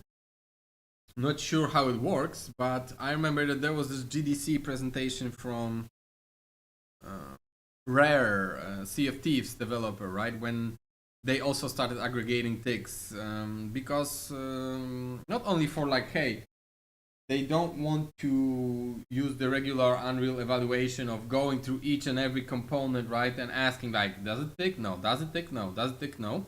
Right? Does it tick? Yes. And then ticking, but also there are huge cache misses with that approach, right? Because your memory is constantly CPU memory, cache is constantly, you know, doesn't have nice sequential data, right? So tick aggregating also helps with that because all of the things that need to be ticked are right there. So there are less cache misses. And that's a huge win. That's a huge win. Graham says, it also acts as a way to manage the performance cost of the terminals the player isn't active on. Since it can defer redraws and limit terminal refresh rate if the terminal redraws get too expensive and the player isn't using it. That's perfect. That's perfect. Once again, Graham, if this was a video or a blog post, I would be all over it, reading it and sharing it. Because that is fucking perfect. That is perfect. Guys, to anyone who's watching it in the future, Graham just, laid down the law, basically, right? No pun intended. I just realized Graham laid low. No pun intended. But yeah, basically, like these are the exact professional commercial techniques that you are using to make really performance expensive shit actually run 60 frames per second. Aggregating ticks, deferring operation if it doesn't have to be like, done in this particular tick, right? Graham says that is actually my name. Yeah, I know. Only after I said Graham just laid the law, then I looked at your. Yeah. It was accidental pun, but you did, lay down the law. Yeah, so almost no one makes that connection. Ah, that's funny. I love wordplay. So, yeah, those are the exact what Graham just, laid down.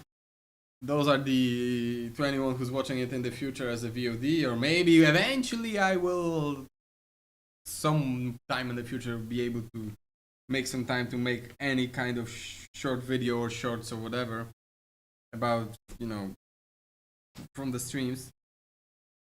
I'm trying to get around it for almost a year, but yeah.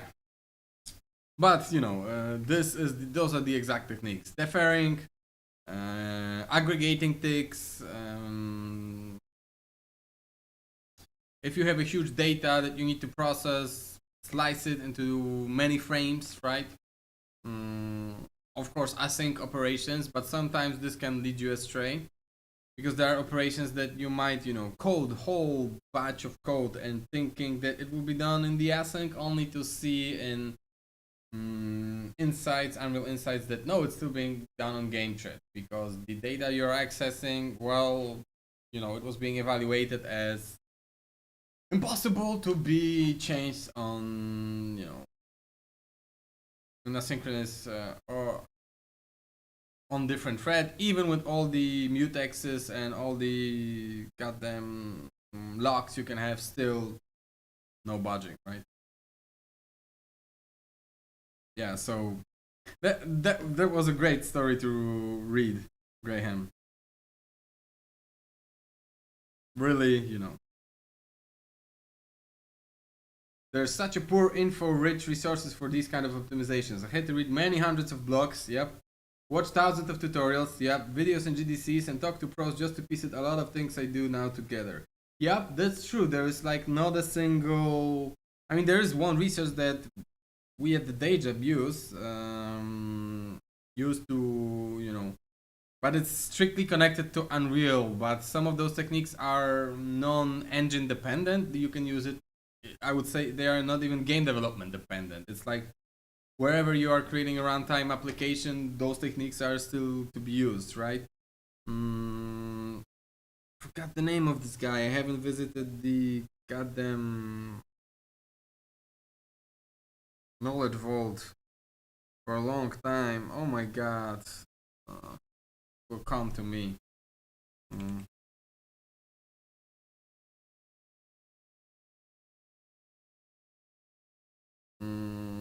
let me quickly, maybe I will find it. mm,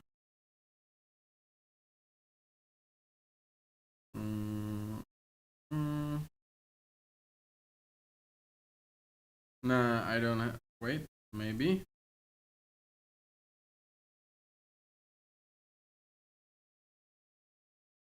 Nah, I forgot, shit. I completely forgot. There was like this uh, one cool freaking resource for Unreal Engine specific, but it just slipped my mind. The name of this guy. It is a paid resource though. But yeah, you're absolutely right. There is like no nice knowledge base that would combine all of this stuff together. And to get all those techniques together, you do have to watch thousands of tutorials, videos, GDCs, because there's like a small bit here, small bit there, etc. And it's not even really because, I don't know, people don't want to share it. They do want to share it, right? It's just, it's really hard to document it. And also, when people are going into, when they are setting up YouTube channels to create videos, etc., those type of videos don't get the most views, and if they are quitting their jobs to support themselves with YouTube, they are going for videos that will get the most traction, which is mostly intro level stuff, right? Not, hey, you're about to ship the project and you need to take those seconds per frame and turn it into 60 frames per second, right? Not that much knowledge about that. Damn, I'm so angry right now at myself for not remembering the name of the guy.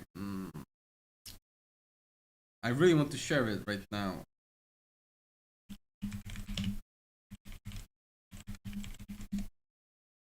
Tom Lumen, of course, Tom Lumen. This is the one resource I have been using at the day job, and the company that I work at,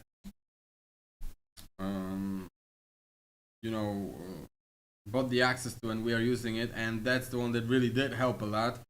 Not only with getting bearing around, different techniques, but also tool set within the Unreal editor, right? That you can use to profile different things, right? But yeah, I would agree with that.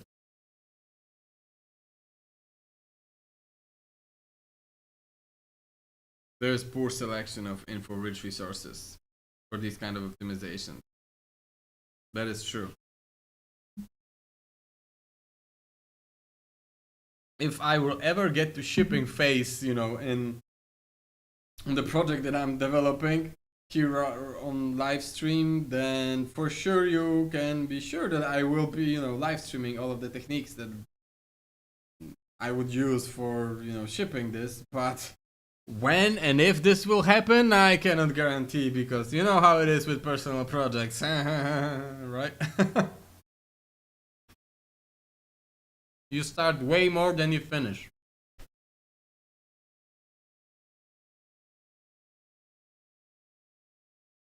All right, let's study this evaluating agents controller. So there's like a controller actor, the one that I assume we are in control. We are finding the, okay, so we are getting the observation about the spline, both in the world space coordinates and in local space coordinates.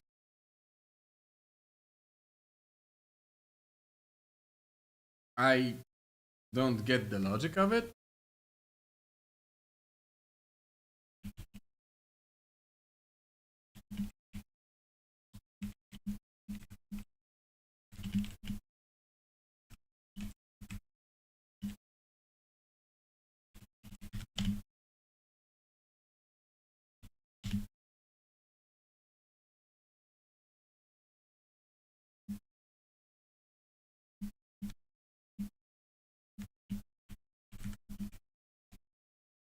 All right. I don't get the logic behind that. Find location closest to world location on the spline. and the local, okay. But in the local, or are we treating the spline as the local or the controller actor? I think it might be the controller actor here. There's no tooltip for that. All right.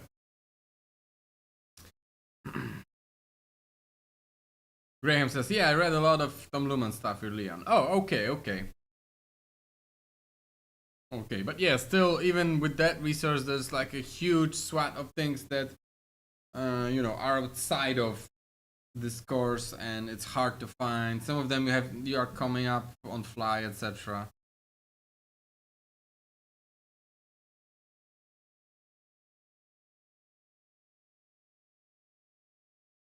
And some of that specifically for very specifically designed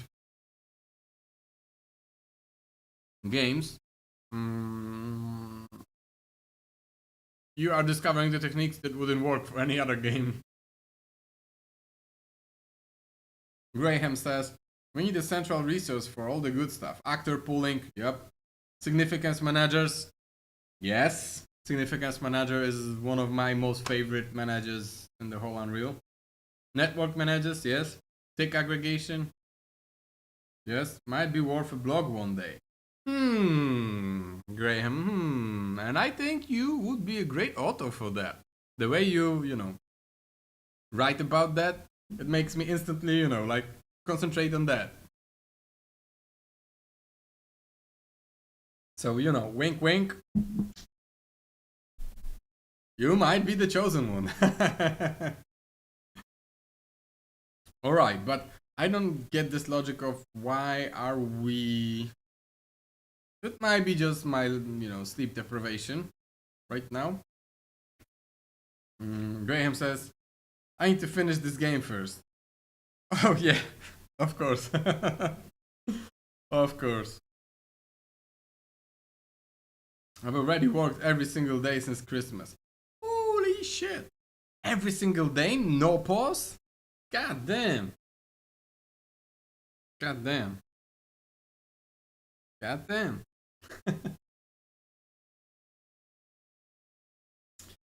So it might be just my sleep deprivation, but I don't get what subtraction of world location from local space location will get you.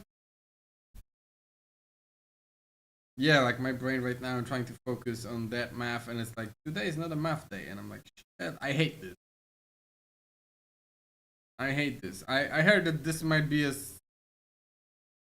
sign or a syndrome of something, but I'm not getting too worried about this. But sometimes you have days when your math processor is like off the charts, and the other days you're like, 5 times 7, what the fuck is that, right? And I'm exactly that type of person. It is even funnier when on the final exams of high school we had to take mandatory basic math exams as finals, and then you could choose to opt into like advanced math, right? And for my university, I had to take advanced math, and I performed way better on advanced math than on the basic math. And I got no further comments on that.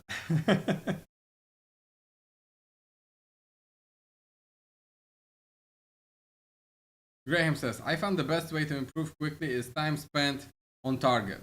So I've done 12 plus hours for the last 4 years. Wow. 12 hours plus a day for the last 4 years? Damn. That's nice. But I agree, yeah, to improve quickly is basically a time function. Everyone has it a little bit differently, right? So when it comes to like where the increase in skill happens, etc. The curvature of the function is adjusted to a specific person, right? But the fundamental truth is there that the more time you spend on it, the more likely you are to jump above the above the threshold and increase in skill, right? So there's this proverbial 10,000 hours mark. For some people it will be less, for some people it will be more. But there is the truth in that the more time you put in, the more skill eventually you will get out. It's not the linear function. Don't get yourself swayed by any fucking YouTube shorts, Instagram Reels, TikTok motherfuckers that are telling you, no, this is the exact same function for every human. No, every brain is different. But in general, the more time you train on something, eventually you're making those leaps and bounds, right? That's how our neurons are working. Graham says, I hit the 10,000 marks pretty early. Yeah, exactly. The quicker you get to around this ballpark, the more it's like, okay, I'm getting the, I'm getting it. I'm starting to think like that. All the neural connections are there for me to support, right? So that's great. Graham continues, but I did notice when I went professional, I noticed huge improvement in skill doing it 9 to 5 every day. And then again when I switched to 12 plus hours. Exactly. One of the reasons when I was at university I wanted to get internship and then the job was not only to like, hey, I need money, but it was also like, okay, I want to go into game development. If I'm only spending like 1 or 2 hours every second day, I'm making slow progress. If I'm doing 9 to 5, I'm doing it for 8 hours almost, right? A day, and I will get to those 10,000 hours quick. It will stack up, and I will be getting better and better at this. I could, advance way faster than if I just, was doing it as a passion, right? So yeah, I agree completely. That was one of the tactics, right, to learn it. I totally see, the future in which I might change the day job from being a game developer to something else if the industry continues that way, right? But still, it will retain my passion and I will have all the skills and I could still, do it, in the so-called after hours, right? So yeah, the more you put in, the more you will get out. Graham says, yeah, the consistency plus time spent is a huge competency improvement. Yeah, exactly. Of course, their life can get in the way in many of those things, right? Especially if you're an adult and like, over 30, etc. Like, life shit can happen. I definitely experience it all the time. But still consistency. It's better to still consistently spend time, even if you have low amount of time. Consistently spend it because it will still stack up than not doing it at all, right? Graham says, yeah, my guys are pretty busy with a lot of commitments, so I get them to focus on consistency over time spent. Do something every day. Yeah, exactly. Whatever the consistency you can, get it, it's gonna stack up, right? Even though if it's, you're not riding BMW, you're not hitting 0 to hundreds as fast, but still at some point it will stack up, right? It's hard to make time for shit though, right? And but even if you were to do it like 30 minutes every 3 days, right? If you can stay consistent on that, it's still better than just doing nothing, right?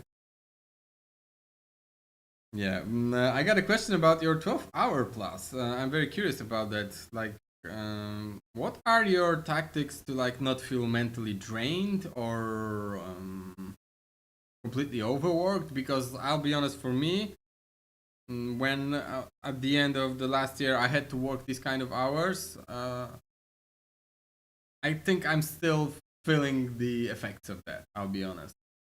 So I wonder um, how do you cope with this amount of work, or is it like not a problem for you? Because I know that there are some people that it's like, no, it's fine, and then I envy you.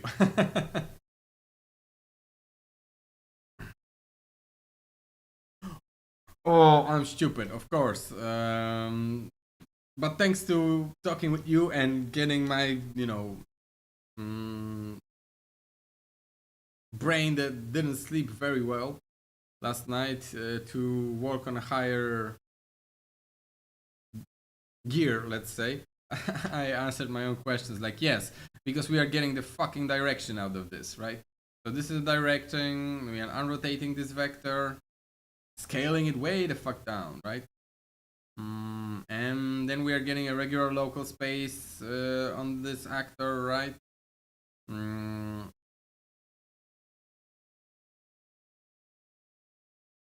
We are also getting a direction in here when we are taking a forward direction, whatever the fuck direction. Okay. And I'm also blind because that's why sometimes it's good to take rest. Because right now I'm looking at it and I took bad assumptions. Like it is world with world, it's just the actor location with the location on the spline. Makes sense, it creates a direction, we are unrotating it, scaling it.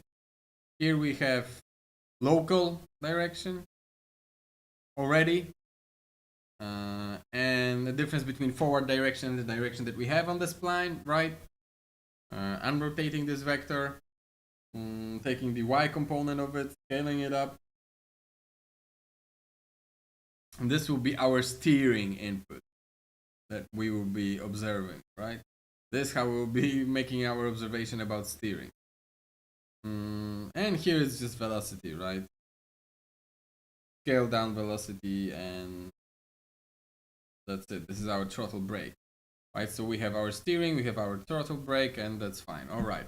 I had to talk with Graham for a little bit to get my brain, up and running, and there is no spline component. What the fuck? Yes, I remember that the same kind of thing was here, that I had to create like a track spline, and at some point I had to like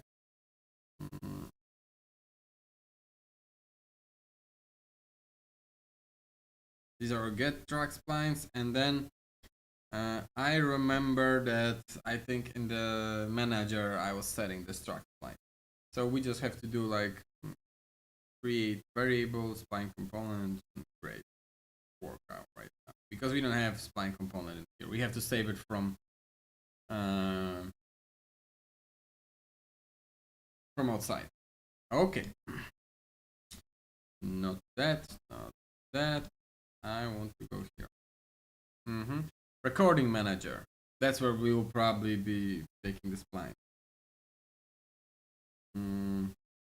Graham says, mental framing. If you treat burnout as a boogeyman that will sneak up and get you, that's exactly what it will be. I treat it as a reward for hard work and lower the intensity of what I'm doing when it happens. I never looked at it that way. That is, instead of like, oh no, this is like this bad thing that will happen, it's like, okay, if that happened, it means that I really worked hard and that was a good hard work. And now it's time to go into a lower gear, still working, but in a lower gear, and take it easy. All right, okay. I'll be honest, it's something that I never heard of anyone mentioning something like this to me. That to frame it more as like, hey, yeah, this is the expected outcome, this is the reward. I will think about that. This is the reward for a good thing, and then you can put your brain into a lower gear, lower the intensity of what is being done, not to destroy your brain engine, right? But that's normal, and eventually it will fade out.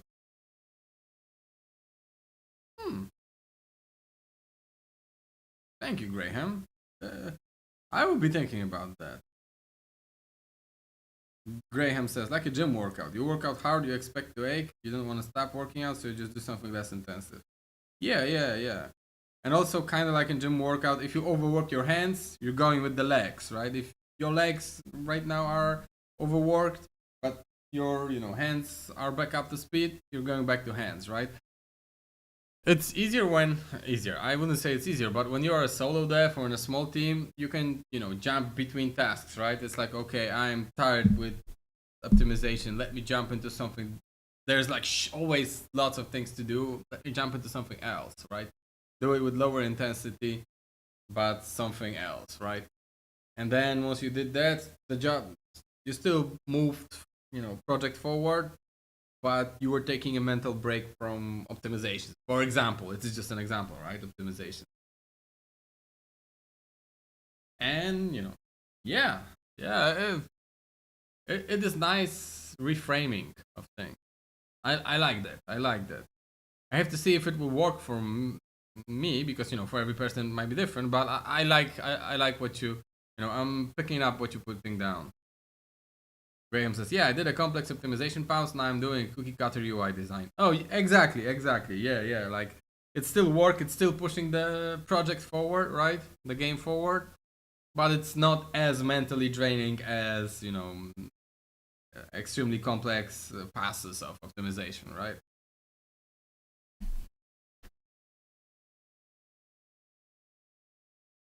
Okay, BP Sports Car Recording Manager. Let's go. And it will be a regular actor. Alright.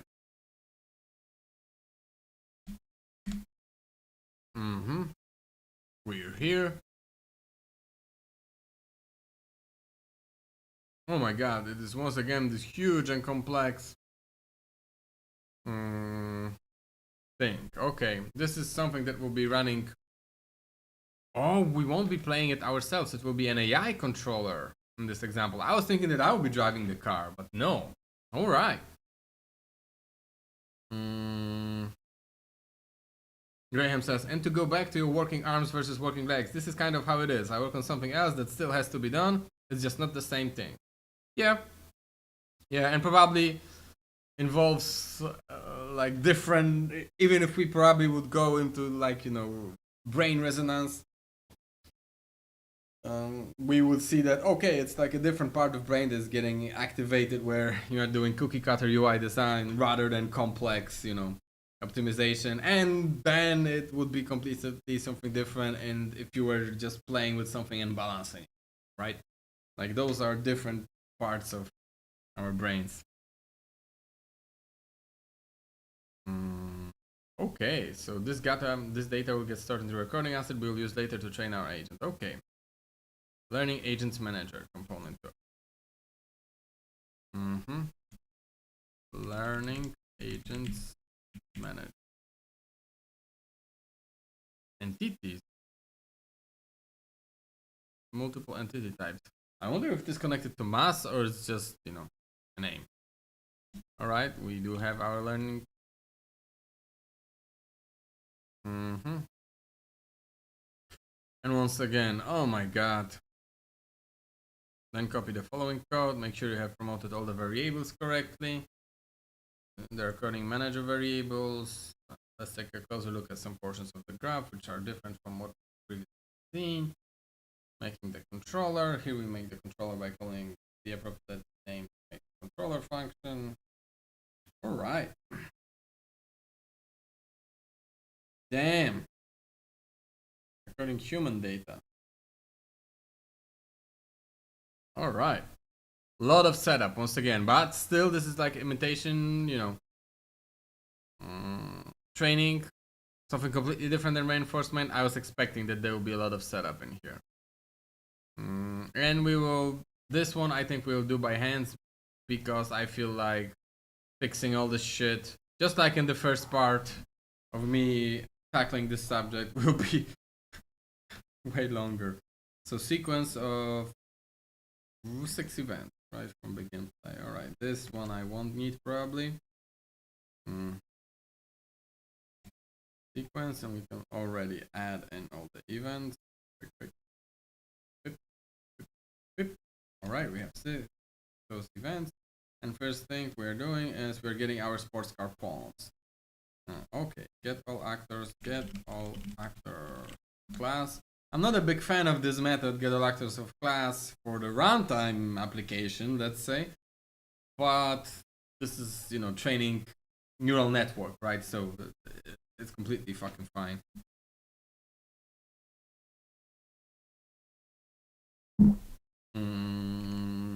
Okay, so it was like, what was the name? BP Vehicle Advanced Sports. It was that. And we will create a variable, of course, of it, since like car actors. I want to keep the name the same. Yeah, car actors. And add tick prerequisite actor. Okay.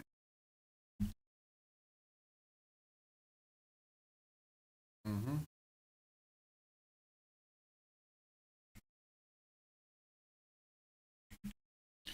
Wait. And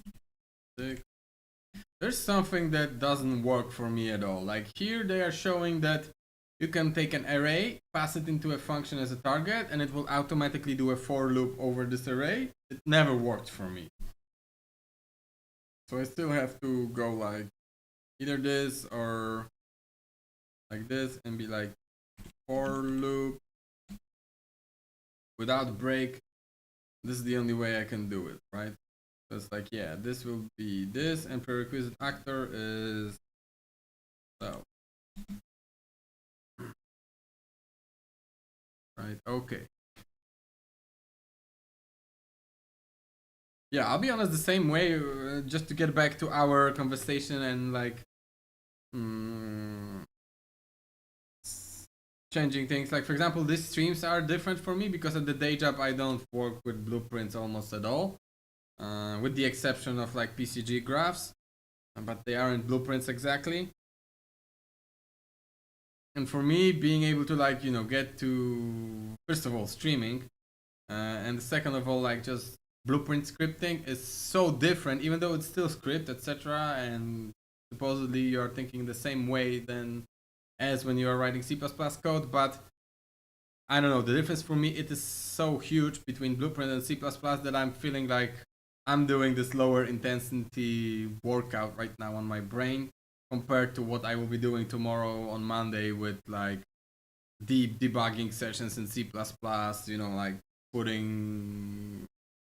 coming up with different tactics to catch why the fuck given bug happens, etc. Like these are like so fucking different that it didn't even make me realize what you say is like what you just said.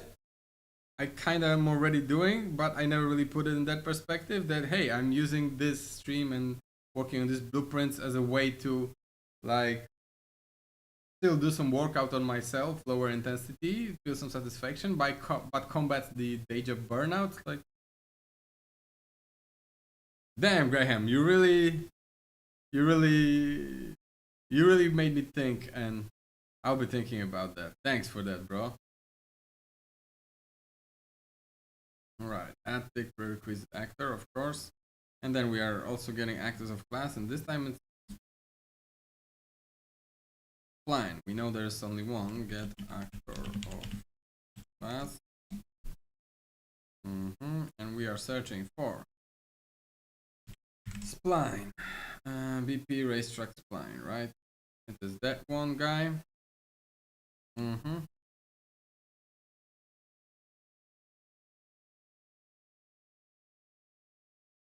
The return value, we are can track spline. Fuck. Get track spline. And we are actually promoting for a variable called spline, right? I hate those namings, but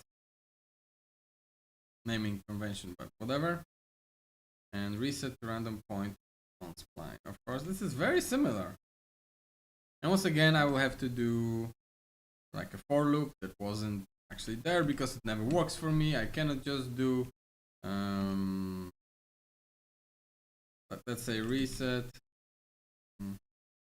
random point on spline, right? Like I cannot just it worked for me. It fucking worked for me. It just doesn't work like this. Reset to it doesn't work like this, but I wonder if it would compile.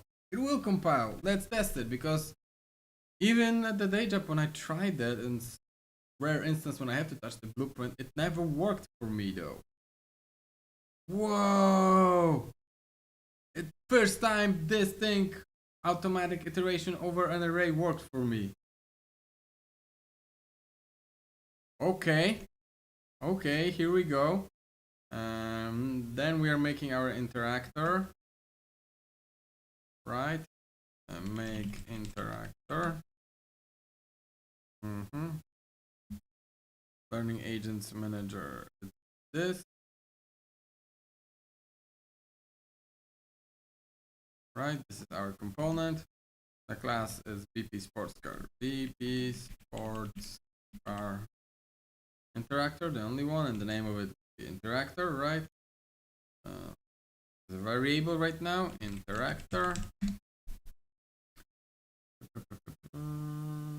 And yes, and we need to set line on that. Wait, what?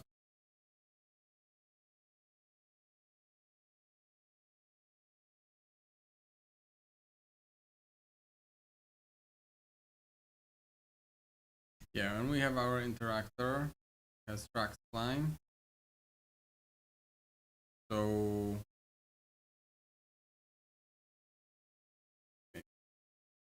this track line. That's track line, yeah. And this is our spline, exactly. Set this correctly. And that's it. Then we are making this controller. This is important differentiation, as they said. Okay, like make controller. Our manager is this. Our interactor is this, right? And what class it will be? PP Sports AI controller, but I don't have that. Oh, I have that. I forgot. Oh, that is stupid of me. And also I am promoting it variable, and I'm casting it to yeah, I forgot. Cast to PP Sports AI controller, that it is that stupid, right? And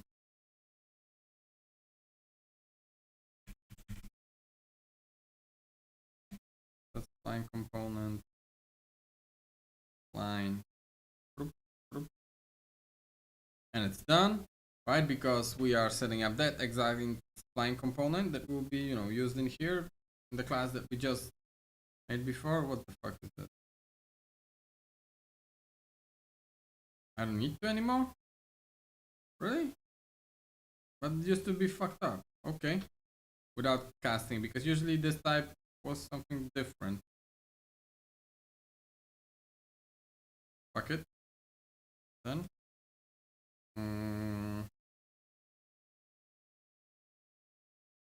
Then make recorder. That's interesting. Make recorder. Once again, putting our learning agent manager, then our interactor. Our class of recording is learning agents recorder. Okay, it's already put in. Recorder path settings. Okay, I need to promote it to variable. I think it was already named that. Recording asset. There one? No, I have to create it. Rec Sports AI car.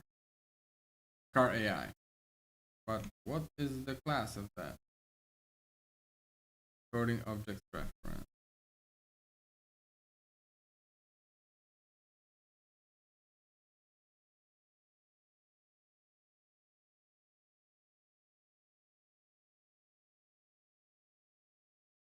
Okay, this would be a recorder, right? Recorder, but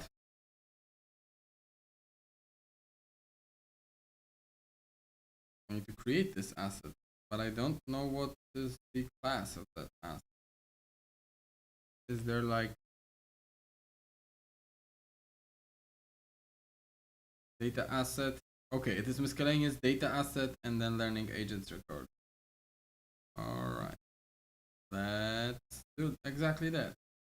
Miscellaneous, our data assets. I like data assets.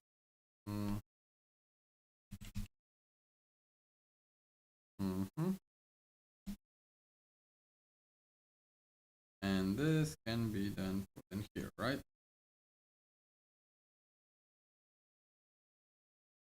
Right, and then begin recording.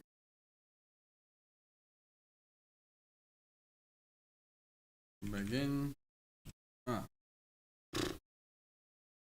recorder, get begin record. Okay, we are almost done with the setup, I guess. This is our begin play, our sequence of events, right? It's a little bit ugly, but cares right now. We have timer. Yes, I haven't even end play. I have end play, of course. But sometimes I hate the search for functions because I type in the name with the space in it, it doesn't find it. Without the space, it finds it, and it's like, oh my god, please no. And then we are going recorder and recording. All right. And an event tick, we have to, is there like anything more in this graph? No. Event tick, we have to do like a sequence of running the controller and adding an experience. Okay. Sequence. Controller. The controller. Run controller, right? And recorder add experience. Add experience. Okay, so this kind of like saves the experience that our neural network just observed, if I understand that correctly. And then we're doing just the timer. So we are creating a new variable, timer is just float. And here we are just taking our delta seconds. Oh my god. Add our current timer and set our new timer, and if it is bigger than 20, we'll see what should be the result of that. Then we are running another sequence. So we are observing only for 20 seconds. Okay. And then we are running the sequence. And the first thing is we are end recording.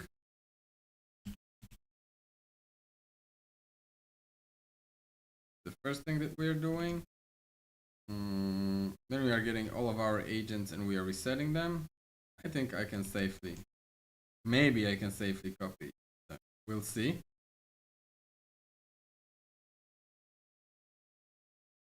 Just select BD vehicle, advanced sports car. Exactly. Then of course setting timer to 0. Need to reset after 20 seconds and reset the random points of supply.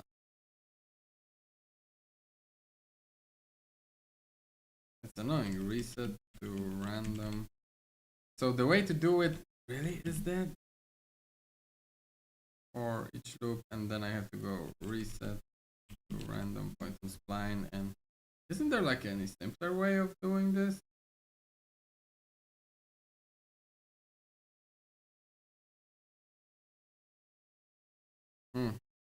Not sure. And then the last sequence of events begin. New recording, of course.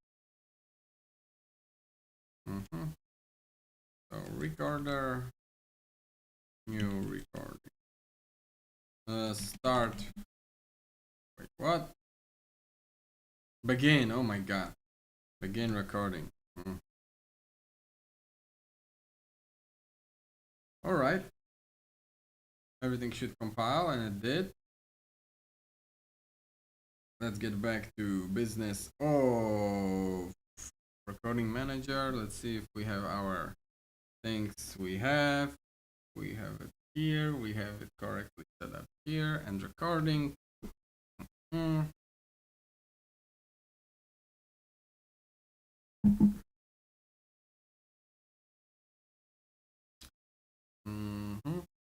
there is something important. Add the learning agents manager tag to actor. Wait.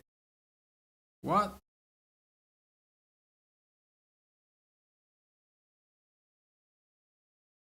Set the manager's tick interval to 0.1. Okay.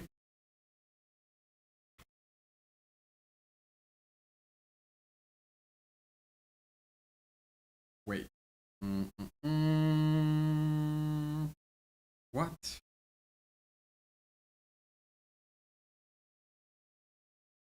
Ah, okay. 0.1. I thought that we're talking this component. But this component will be ticked at exact rate of the actor. Set learning agents manager component.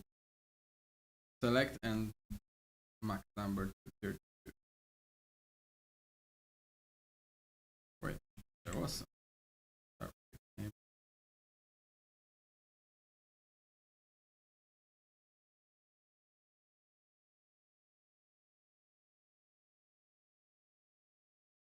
Max agent number to 32, right? Okay.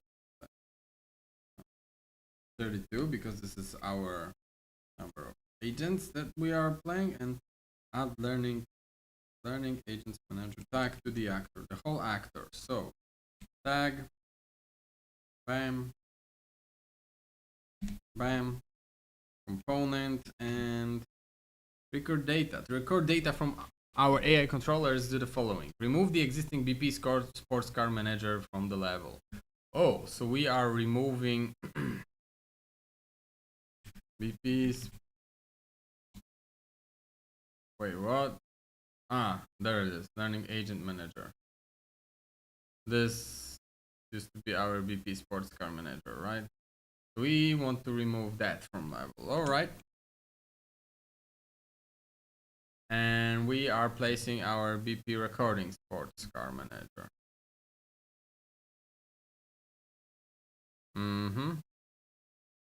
All right. Click play and let the data collect for about 5 minutes. But we didn't do any AI controller, really? What the fuck? Who is driving those cars? If everything was set up correctly, we should see all cars been driving around the car. You can check the log to make sure there are no warnings or errors being generated. After 5 minutes elapsed, you can click stop the button. Open. Alright, let's see if we did this. This is imitation with the AI controller. The one thing that I forgot. Yeah, this is like not here. This is not active, right? So it's not really running these agents. It's our new agent, right? Let's do GPU spec vehicles. Yeah. Huh?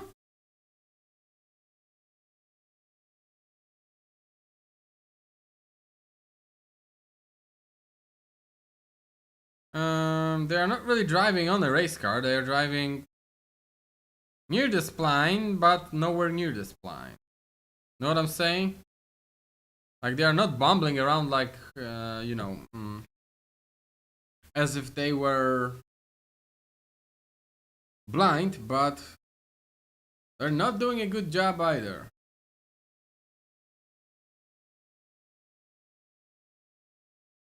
But they are saying driving around the track. I don't like the way I see it. Message log output.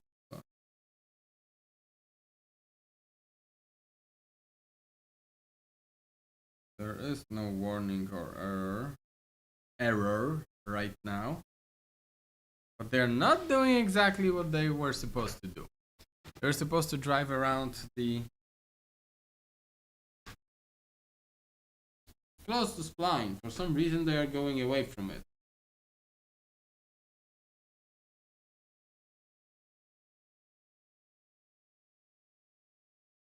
What the fuck? Am I able to control it? No.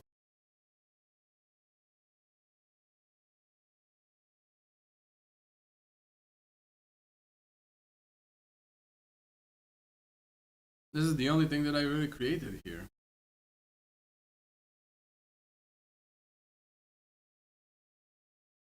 So like,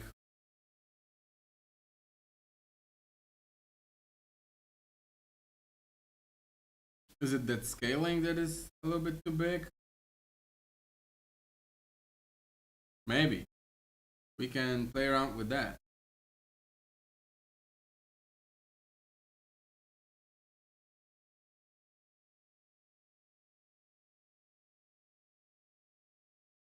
We can try it with that in a sec.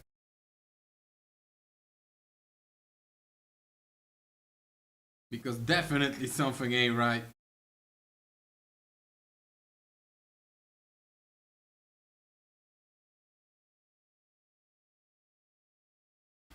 Every 20 seconds this is happening.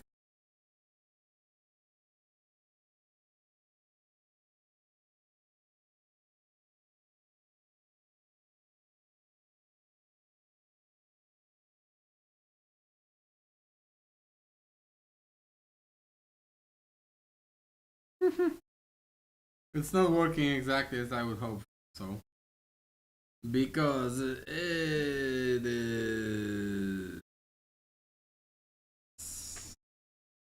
driving around the track in the sense that they are nowhere near the track, but they are driving around the whole fucking track.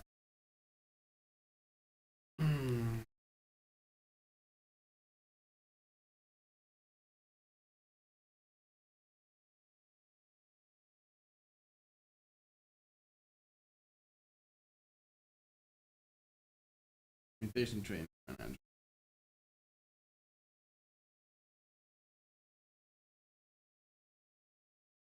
Because we created recording manager, and now it will be like imitation manager, which is similar.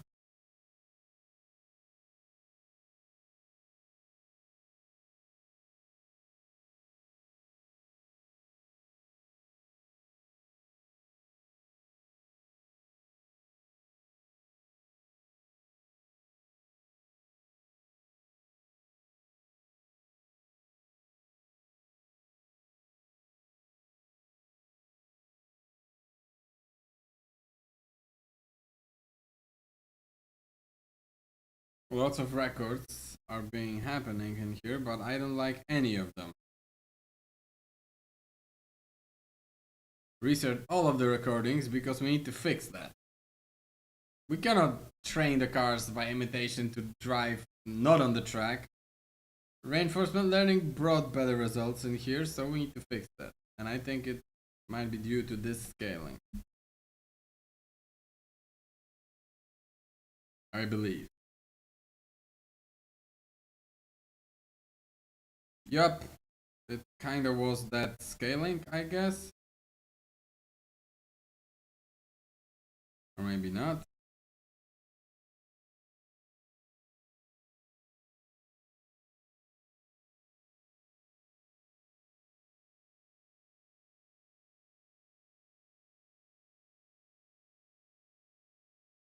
It was supposed to be able to drive on the track.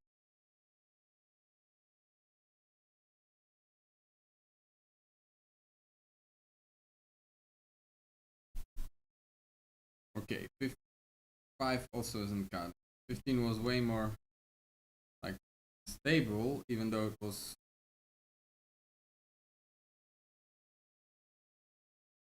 completely bad and off track. Why would you do this shit?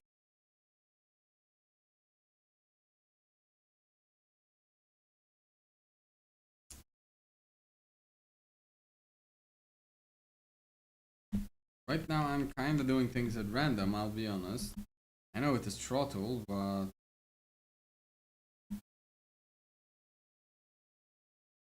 oh. Did I just make all the cars drive in reverse? Some of them. Okay. Alright. Not really sure what is happening right now and why is it that bad. Let's go back to the documentation.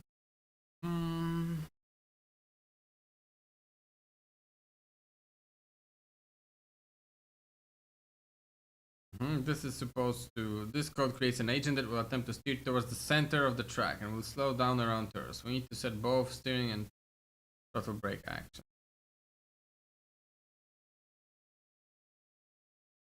Okay, but that's exactly what we use. Load scale and everything. Everything is kinda samey.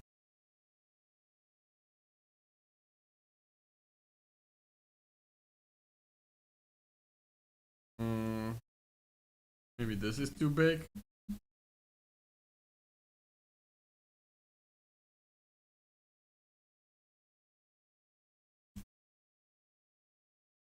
Didn't made any fucking dent. All right.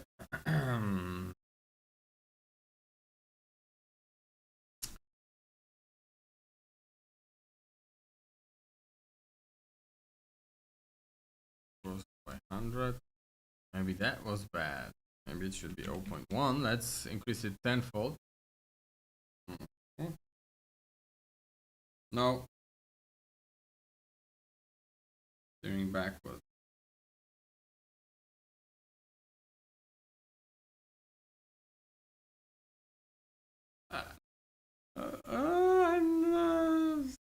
I'm not convinced right now about this imitation. I mean, I know that it would work perfectly, but there is like a error somewhere in this AI controller that I cannot really track.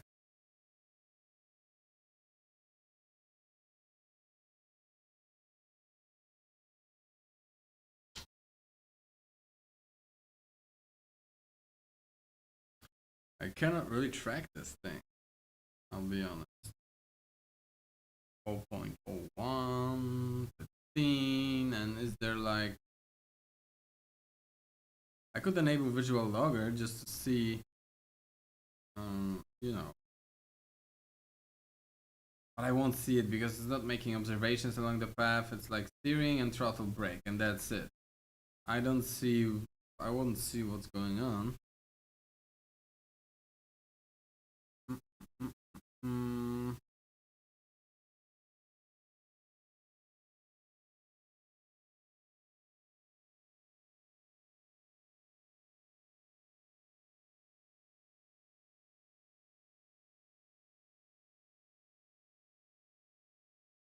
Our spline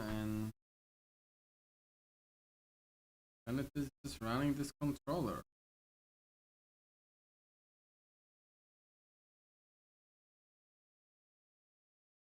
I really have no fucking clue.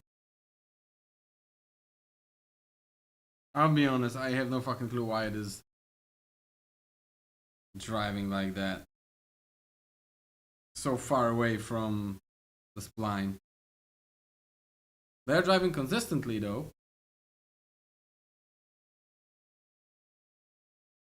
Because they didn't offer the video of how it would look.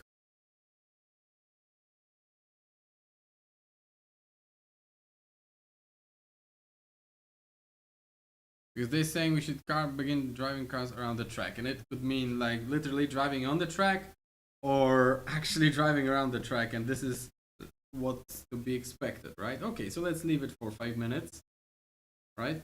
We'll take a quick break, and it will, be doing this recording. I'll take a quick break, and I'll be back in like 5 minutes.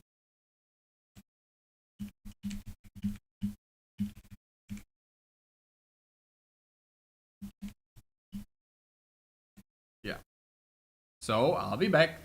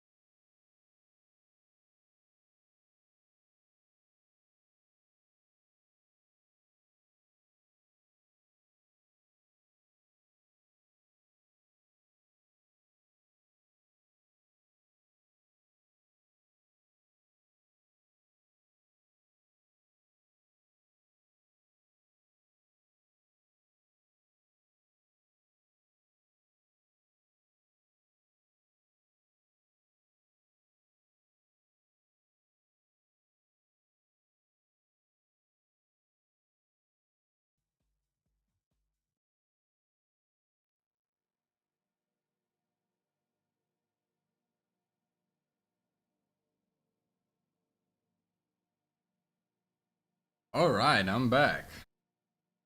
I left it for 5 minutes, as they said in the documentation.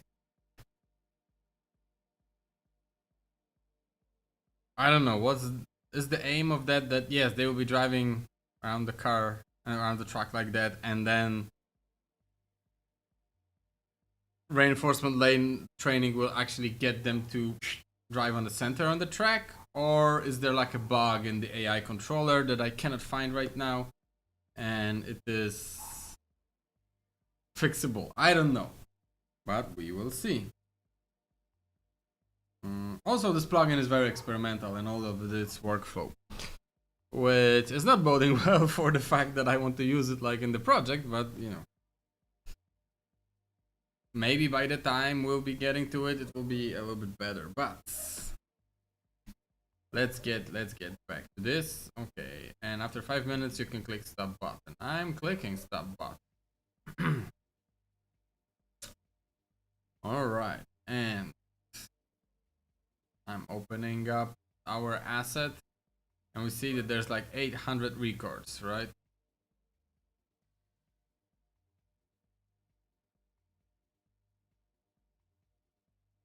The step now shows that we recorded 201 observations pairs, etc. Yeah, 201 observations. Yep. Let's save that. And let's get into imitation training. BP sports car imitation training, and it is just an actor. Alright, once again. Let me copy the name. Because I guess based on those things, right now there will be an imitation training, and maybe it will get closer to the spline. That's the idea, that the AI controller will be doing it slightly not great, and then the imitation. I don't know. We'll see. It sounds fucking weird, but we'll see. I'm betting that there's actual bug that I don't understand happening in here.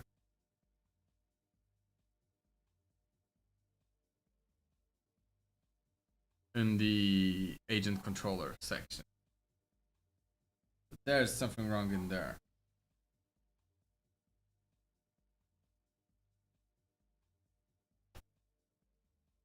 I think.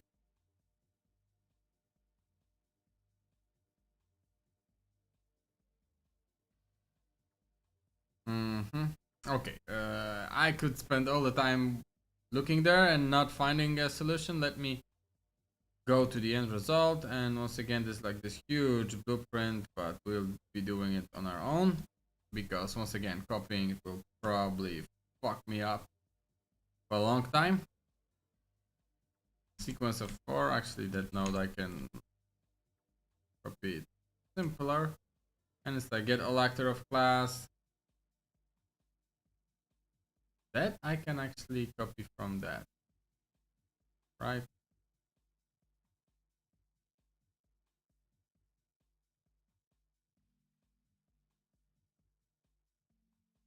Correct. Yeah.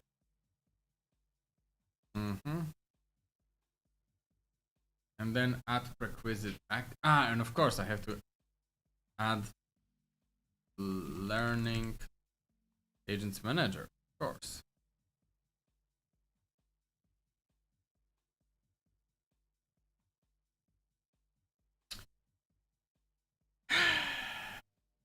Always with that. Always with that.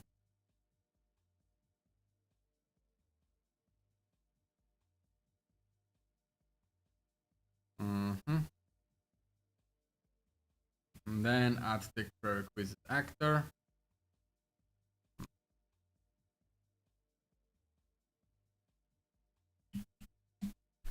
Actor. Can I? Oh, I can do it. Like, great. So. All right. And then I need to add agent.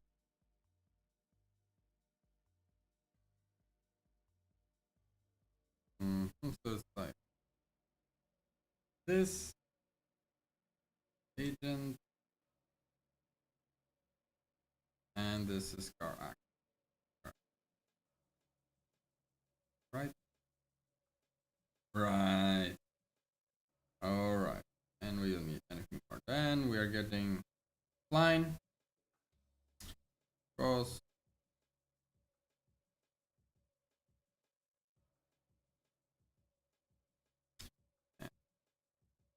get all actor of get actor of class, get actor of class, of course, and it's spline, pp racetrack spline. We are getting track spline from that track spline, and this is our line as we did it, right? Spline, right? Once again, I'm doing it because fixing all those errors after copying it took way more time last time. Reset random point of spline.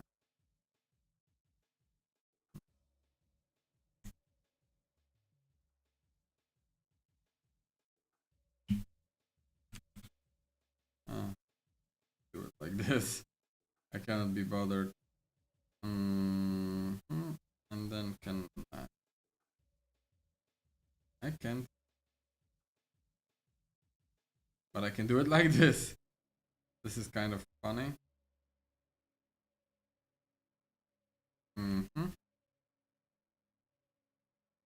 When we are making interactor, so learning agents manager, make interactor, of course. Once again, the class is our BP sports car interactor, or maybe there is the bug in here. No, because those are just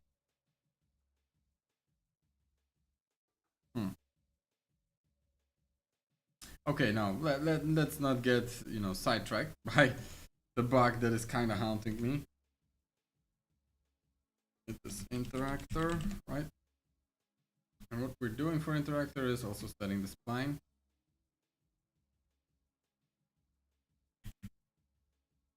The track spline and it.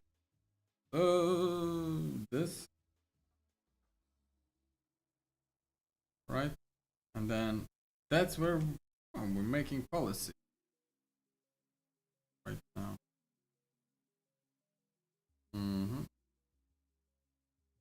It is, of course, from learning agent manager.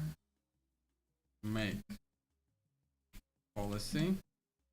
We're making policy for our imitation training, right? We recorded data from AI controller, which I also guess, in theory, instead of using AI controller, I could probably set up things in that way that I'll be playing and we're recording observations of my play, and I'll be driving for 5 minutes. But instead of driving 32 cars, 1 car, so it will be 32 times 5, over 150 minutes of me driving. For this example, yeah, creating AI controller that will be driving your car might be a bit bad. Interactor is this, right? And the policy is learning agents policy, name is policy, imitation and encoder. So basically, I need to duplicate all of that and just add the sports car imitation encoder, if I understand it correctly, and I will reset those networks.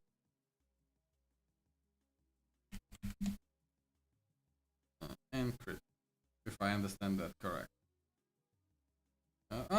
Shit.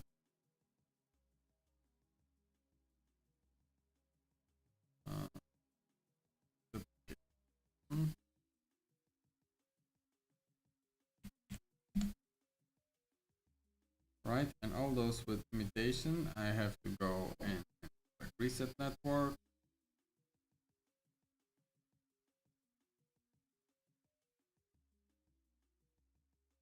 This network, I think, or I might have deleted the reinforcement learning stuff. Encoder, encoder.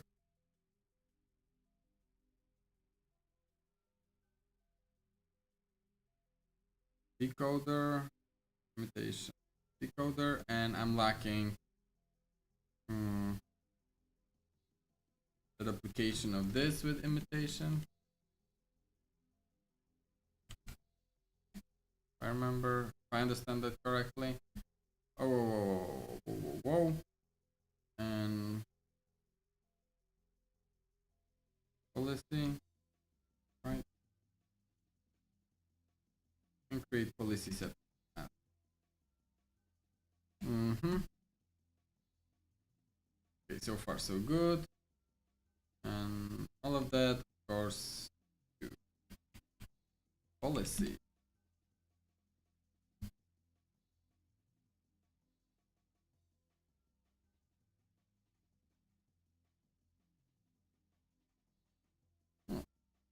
I didn't even know that F7 was the shortcut for compilation. I always just use mouse for that. And make imitation trainer. Learning agent manager. Imitation trainer. I do wonder if this plugin will be, you know, in more development from Epic, because they had huge layoffs, 1,000 people, and some big people were affected, like some people that were really important for our Unreal Engine community. So I hope the guys that behind that plugin are still in and working, because that would suck if they didn't.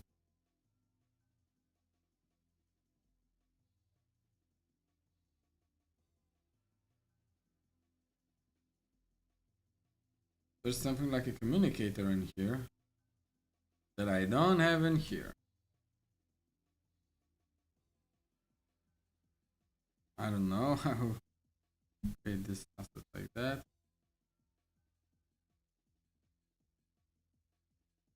Or I can leave it.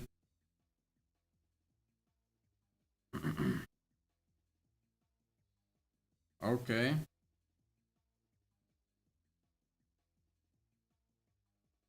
Ah, okay, didn't delete it.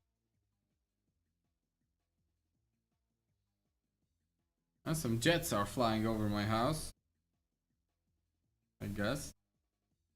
Implementation trainer and promote a variable imitation trainer. Lots of setting up as usual. And event stick, and there's like some end play shenanigans. No, only event stick. Where the hell are you? Here. So it's run training on imitation trainer. Run training, and all this time I didn't have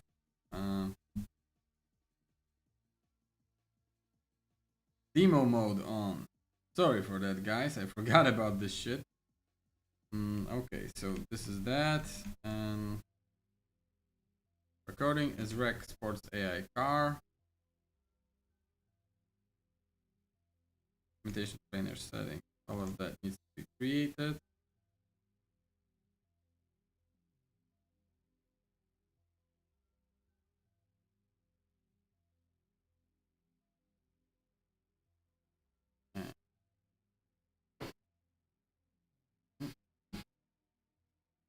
Alright, we have it set up here, right, like that. Then run interference. Run in.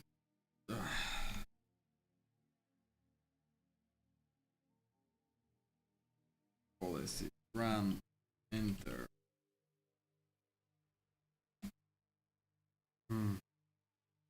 Action noise scale 1. Then of course we have to have a timer, because we will be resetting things every 20 seconds, right?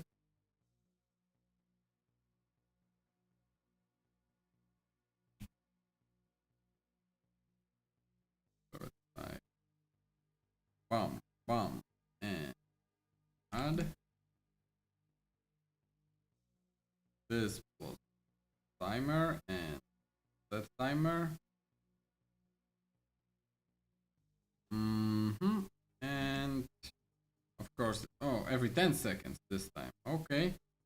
Bigger than 10. Then we are resetting everything. Right?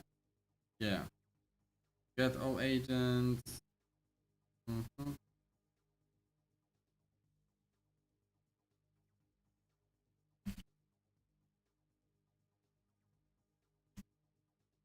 this is our pawn BP vehicle sports car, right? And then we are just resetting our agents one by one.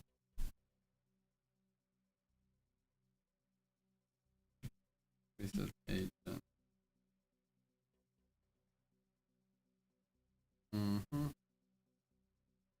ID by ID. And that one doesn't work. I cannot do that. Nope.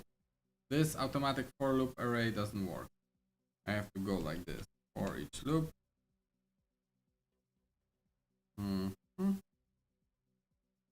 Array element. Not array index. After everything is done, set timer to 0. And reset to random point.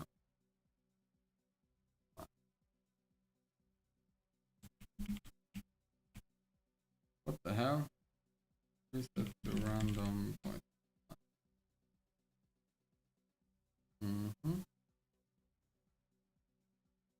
And it's car actors. Cannot do it like this, but you can do it like that. Great. And ours. Okay, I think we set up our imitation policy, right? In order to fill in the make policy button with new neural network assets, right? Then add these assets to the matching parameters. Most of the blueprint graphs would look familiar, of course.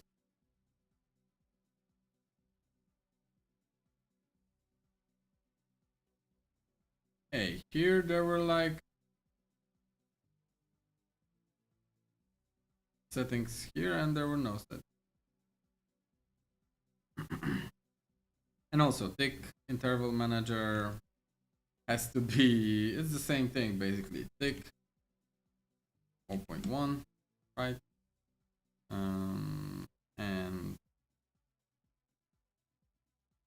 here should be 32 agents, right?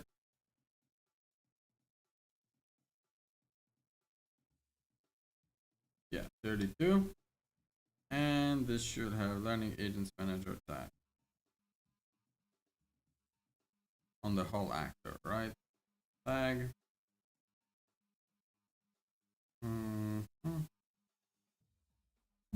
And we will be most probably deleting the other sports car recording manager from the scene as we expected it to. We need to delete that, and now we will be adding in our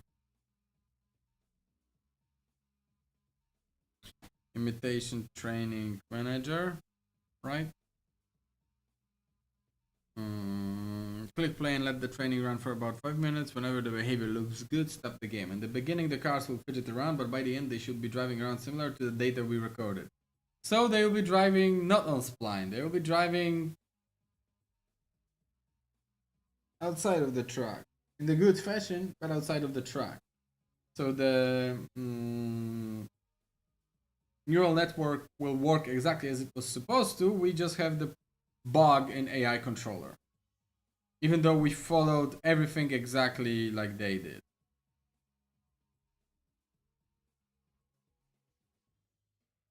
And then there is the matter of reinforcement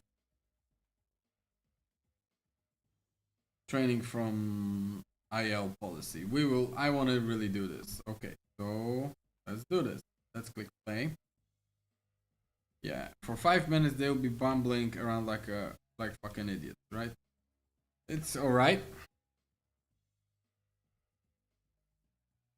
Let's wait quickly there, and in the meantime, how about TensorBoard won't be working.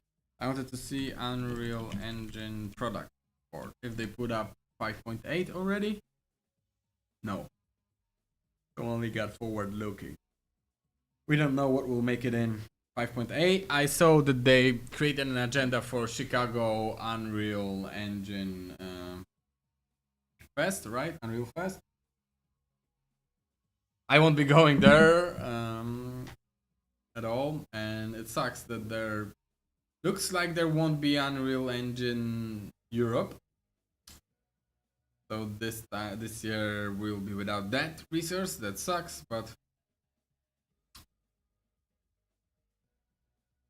will do.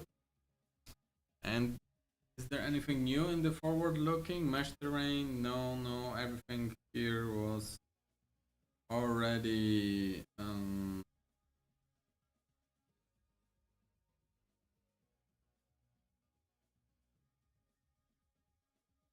well, sorry, it's just my lack of sleep. Yeah, everything here was already there. I don't see anything new added.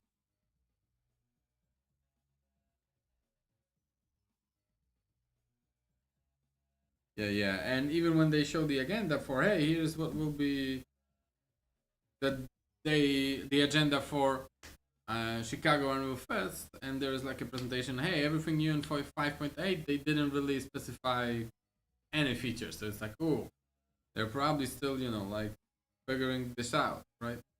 And where's the Unreal Fest? When is the Unreal Fest Chicago 2026 happening?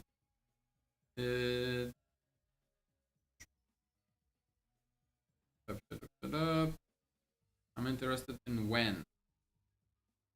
Let's see the session agenda, but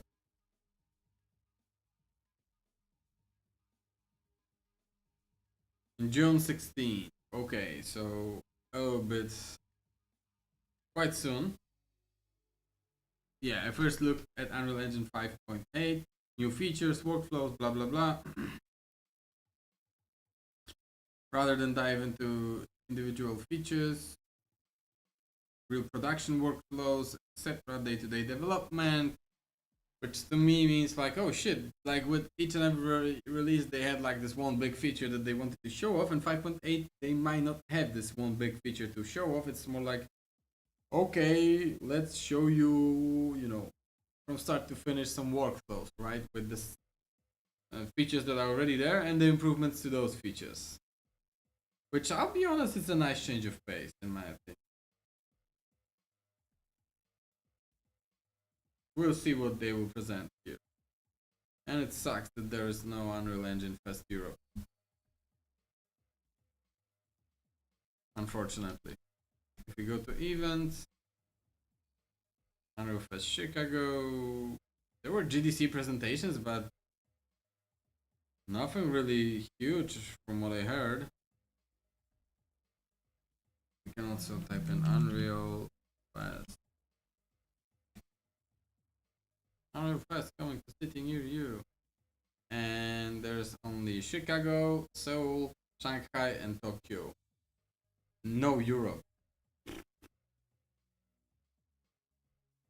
That sucks.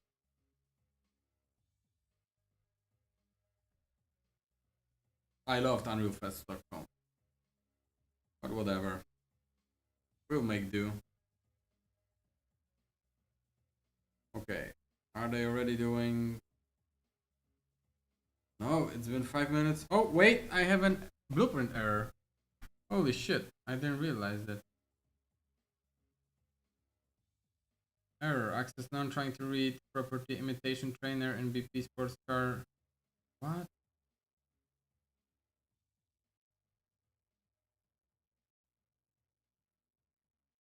Wait, what? I have a blueprint error, that's why they didn't train? What is this? Show message log.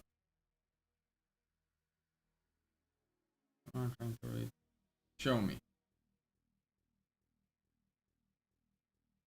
How the fuck imitation trainer is empty when it's not? It should get in here. And it should create imitation trainer. What even the fuck is up with that? So it's not running training and learning anything. Because it cannot train anything.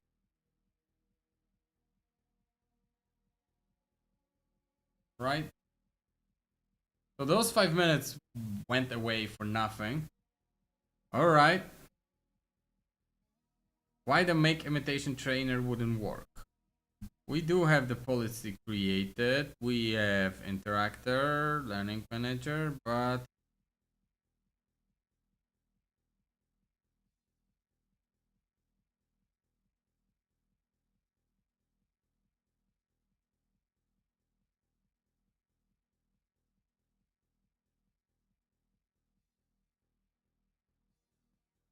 that sucks. All right. There's another bug or something. It's like this communicator or whatever the hell it is, and I don't know. There's nothing about communicator in here. No such thing exists on run training node.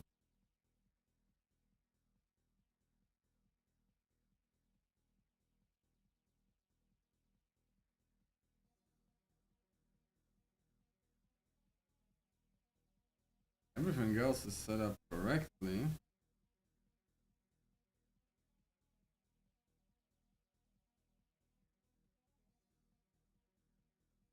Hmm?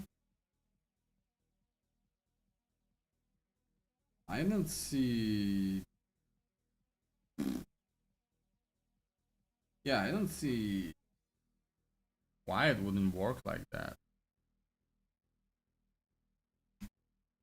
So we just gotta hit play, see what's happening in here. Communicator is like nothing, so probably we won't get. Yeah, we got nothing. So the first moment we will hit in here, imitation trainer just doesn't exist. We are not creating our imitation trainer, and I don't understand why. Communicators. And we do need this communicator, otherwise it says like the current value of the communicator connection must have an input wired to it by ref parent. Why? Okay, so this is like the big difference between this tutorial right now and whatever is happening here. Let's see once again the discussion around all of that. Because there's like 122 comments and yeah, the Firefox has awful search.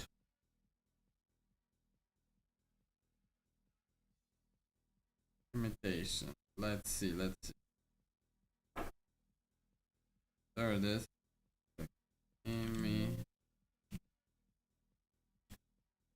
From you. Yeah, to make the imitation trainer node now as a communicator pin not shown. To create a communication node, insert a sequence to create a communicator node variable by copying the node from the BP Sports Car Manager. Wait, what? Wait, what?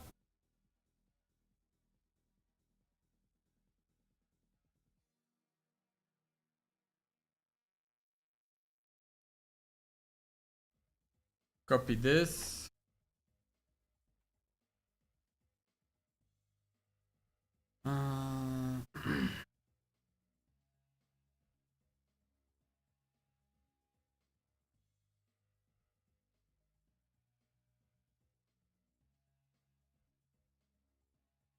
I don't get the fix here. Make sure memory communicator. So it's all about those snapshots, but like copy this. Oh my god, I didn't do this network snapshots thing, and now I'm paying for it because it looks like those are just spawn shared memory training process, trainer process settings, shared memory settings, and it creates the communicator. So it relies on the fucking goddamn. Unless no, there's only one make imitation trainer. There's not two nodes like that. that wouldn't use communicator. It needs this communicator and snapshots and everything. Fuck. We need to go back to network snapshots. Okay, let's try to quickly, do this. Trainer training settings. Let's do this. Trainer imitation trainer settings, right?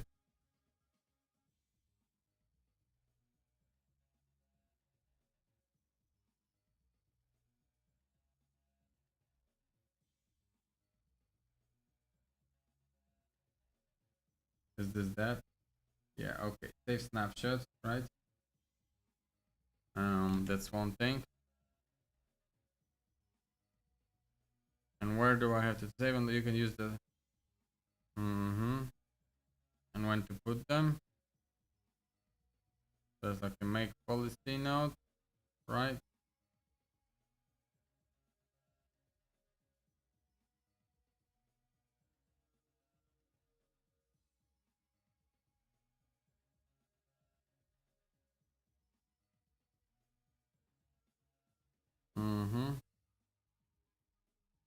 Wait. Not this phone shared memory training process. But I don't have any phone shared memory training process or anything like this here. There's like snapshots and shit. There's nothing about shared memory.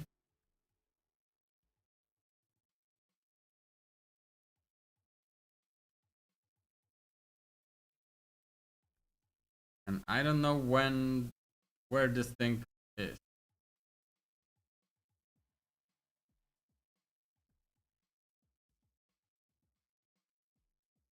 But fuck it. I would say fuck it. So we will do it like this. We'll add another pin. Put this here. Put all of this here. And we will see if we can circumvent this problem with the community, or fix this problem with the community help. Yeah. Sponsored memory. Sponsored memory training process. Somehow it does understand that.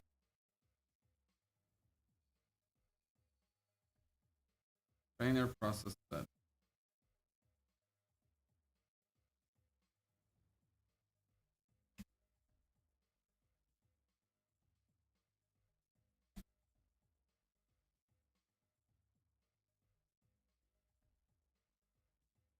Yeah, whatever. And shared memory setting. Promote. Right. Shared memory settings. Timeout. Blah blah blah. Okay. They probably talked about some shared memory settings somewhere in here. I guess.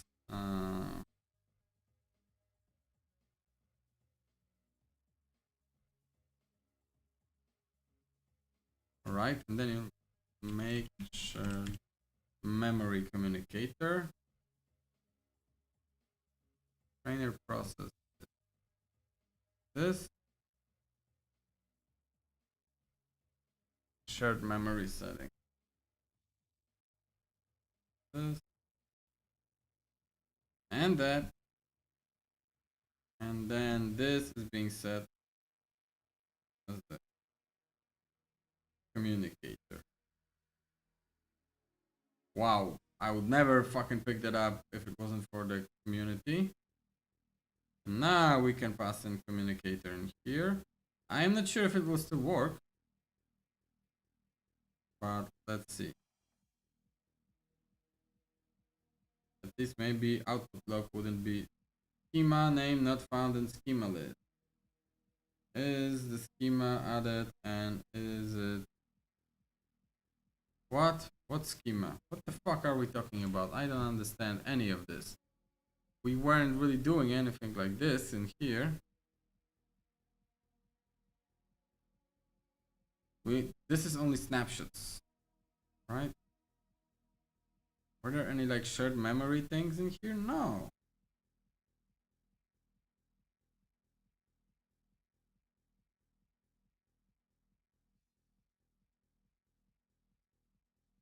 God damn, I didn't thought it might turn into I thought in 3-parter of streams we'll be done with this, but it looks like no, because I'm nearing the end of my stream, and imitation training is not running really. Actually, it fucking turned off. So, going on? Where the schema? What? What are you talking about?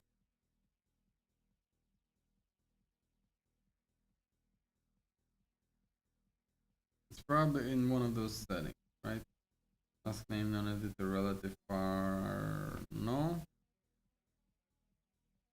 No. Fuck. So I'm getting an error, and I don't even know where this error comes from because it doesn't really show me like where the schema is missing or whatever.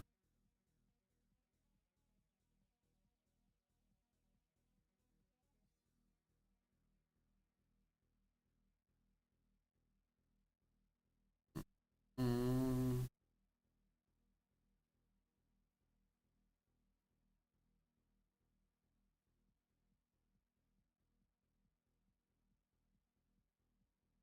I'm really at loss right now. I'm getting an error that makes no lick of sense for me. Log learning error schema name not schema. Is the schema added and are the names correct?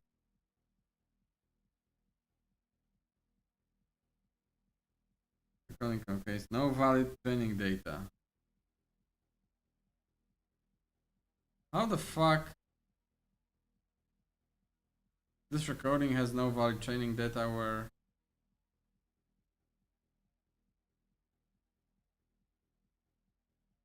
this schema.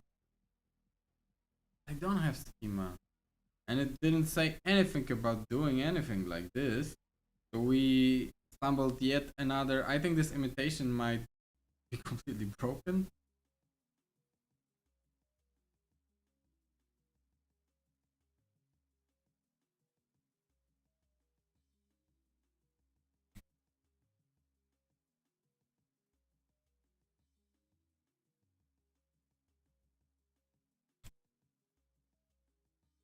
There's only mention of imitation.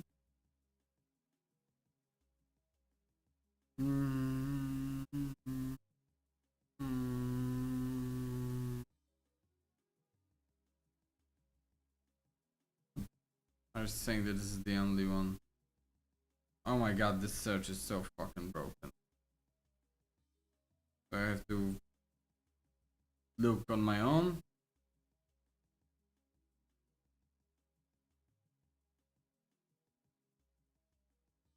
I wish I was logged in because I would. Sure thing, you will need to add this and trainer file name train behavior clone.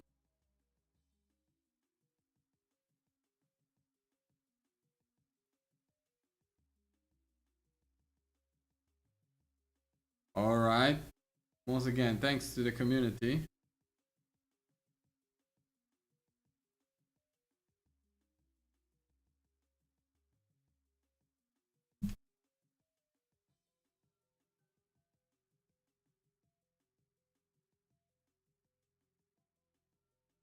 Behavior.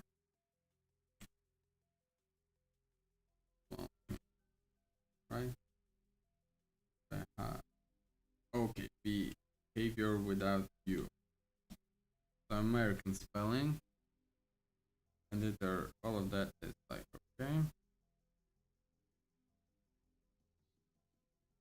Additionally, to ensure everything works correctly, you need to add the following. Assign the communicator as shown below.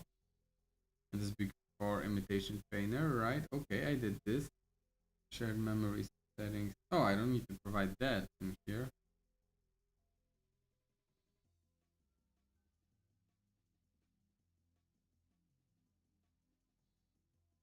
Okay, so if there's this, that community was talking about, and I'm not sure if that doesn't work, I won't be able to fix any of that.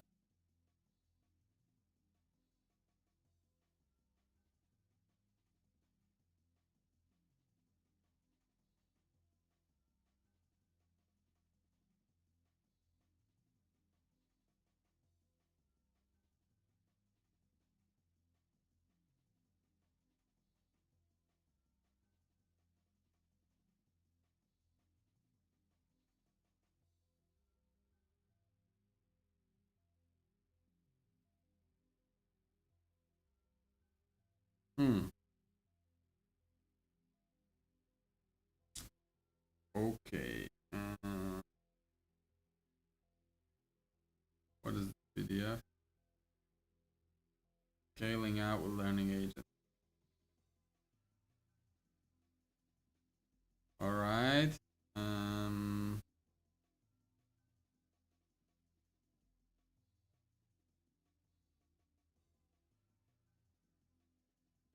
All right. If what the community just said to me isn't correct, then we are unable to finish the imitation training without some deep dive into code, trying to understand what the fuck and why the fuck. This is before 5.5, right? So we got two failures today. It's like TensorBoard. Our AI controller is not driving on spline but around the spline, and yeah.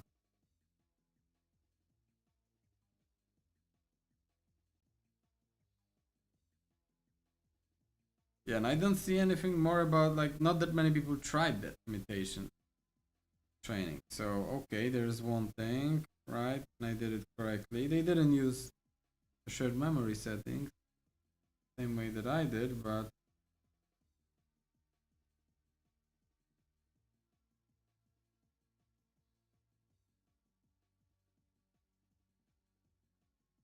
training, train behavior cloning, none of that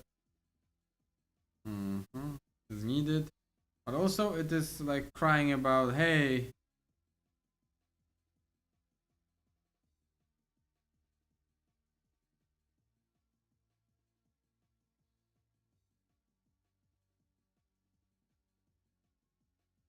there's no schema file.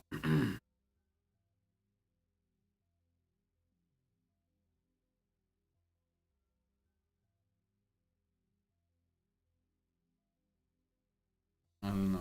New schema.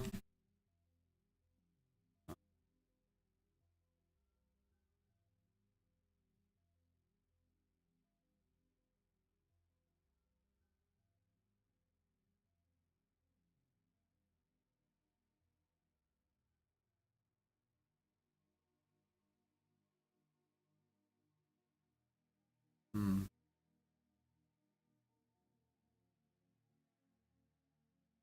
And I have to show some file that I don't know about. I don't know what it needs to be done. There's like no schema name in here. Like, damn, all of that shit that I recorded seems to be wrong. And I don't know where to even go with that, I'll be honest.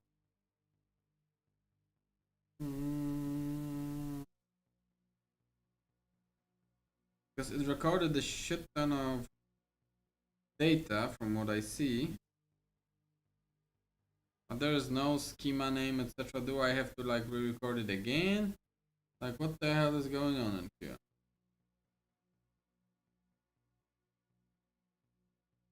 Like, how do I make it? This is like the recording asset, recorder path settings. Like, that I fucked up on that front. Recording, sub-recordings, play direct. No, like there's a path and there is subdirectory. Like, I don't know what else could want.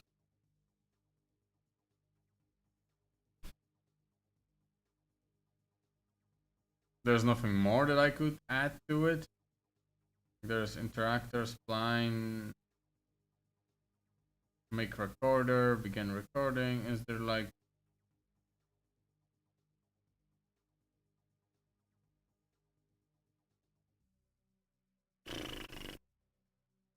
yeah, it seems like I'm missing some info about how to automatically create the schema file or whatever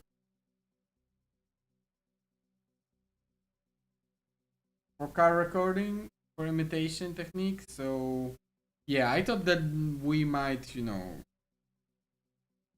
some amazing shit with that, but I guess we hit the roadblock. That's heavy. I don't know.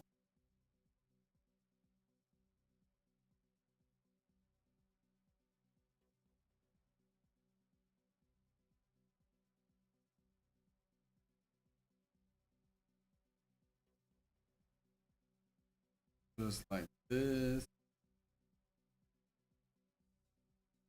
That.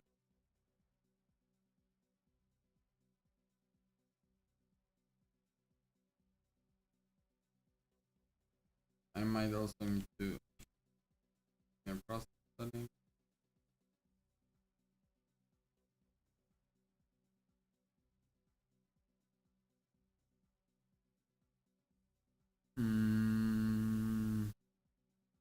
I need to inspect those settings. It can be on CPU, I don't care. I need to change this, and let's see, maybe it will magically fucking work right now. I think the engine crashed. Oh my god.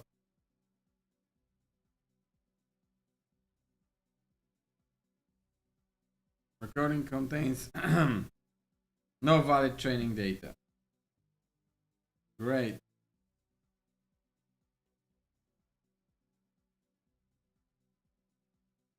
So we hit the roadblock. So it means that it needs part 4. But I don't think the next stream will be part 4. Because I need to take a break from this stuff. So reinforcement, to sum up everything that we know about this thing. Reinforcement learning works. 5.7 works, you can follow the tutorial. Couple of things that you have to do by hand, but work. Imitation training and tensor. Tensor, I didn't manage to turn that on. If someone managed to for 5.7, please drop a comment. And imitation training, I hit the roadblock. It requires me to provide the schema files, etc. for my recordings of AI. Yet I am unable to provide any. I don't have any schema JSON or whatever. There's nothing there. I don't know what to do. And here, I thought that you just do schemas the exact same thing way as you did here. But I guess no.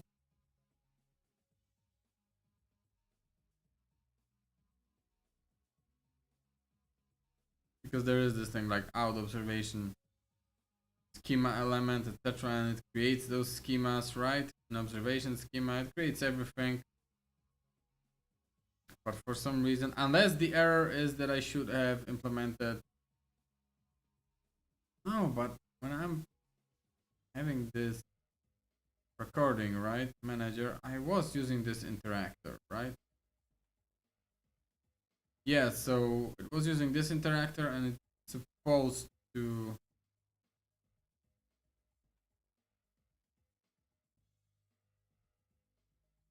create the schema on the fly. Maybe I need to, I don't know,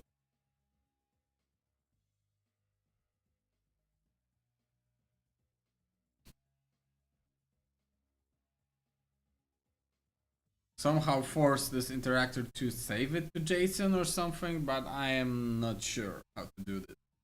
So this is the end of part 3, and possibly a little bit break from learning agents. So even for my own project, it seems like I would have to use and come up with, what's the name of that thing?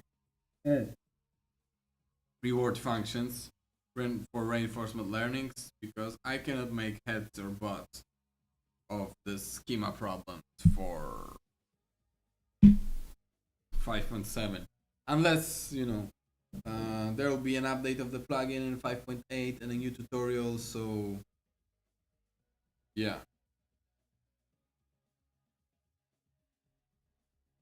that will be a break from this topic. For sure I will be getting back to it, quite possibly, for my own project, and we'll see what will happen then. And just to make sure that,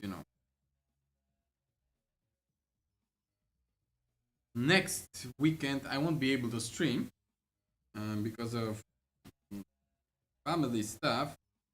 And then after that is another national holiday in Poland, but I should be able to stream on 3rd of May. I should be able to stream then. So, I think that will be all from me. I am quite disappointed at the results of the getting into like tensor and imitation learning. We'll revisit that in the future.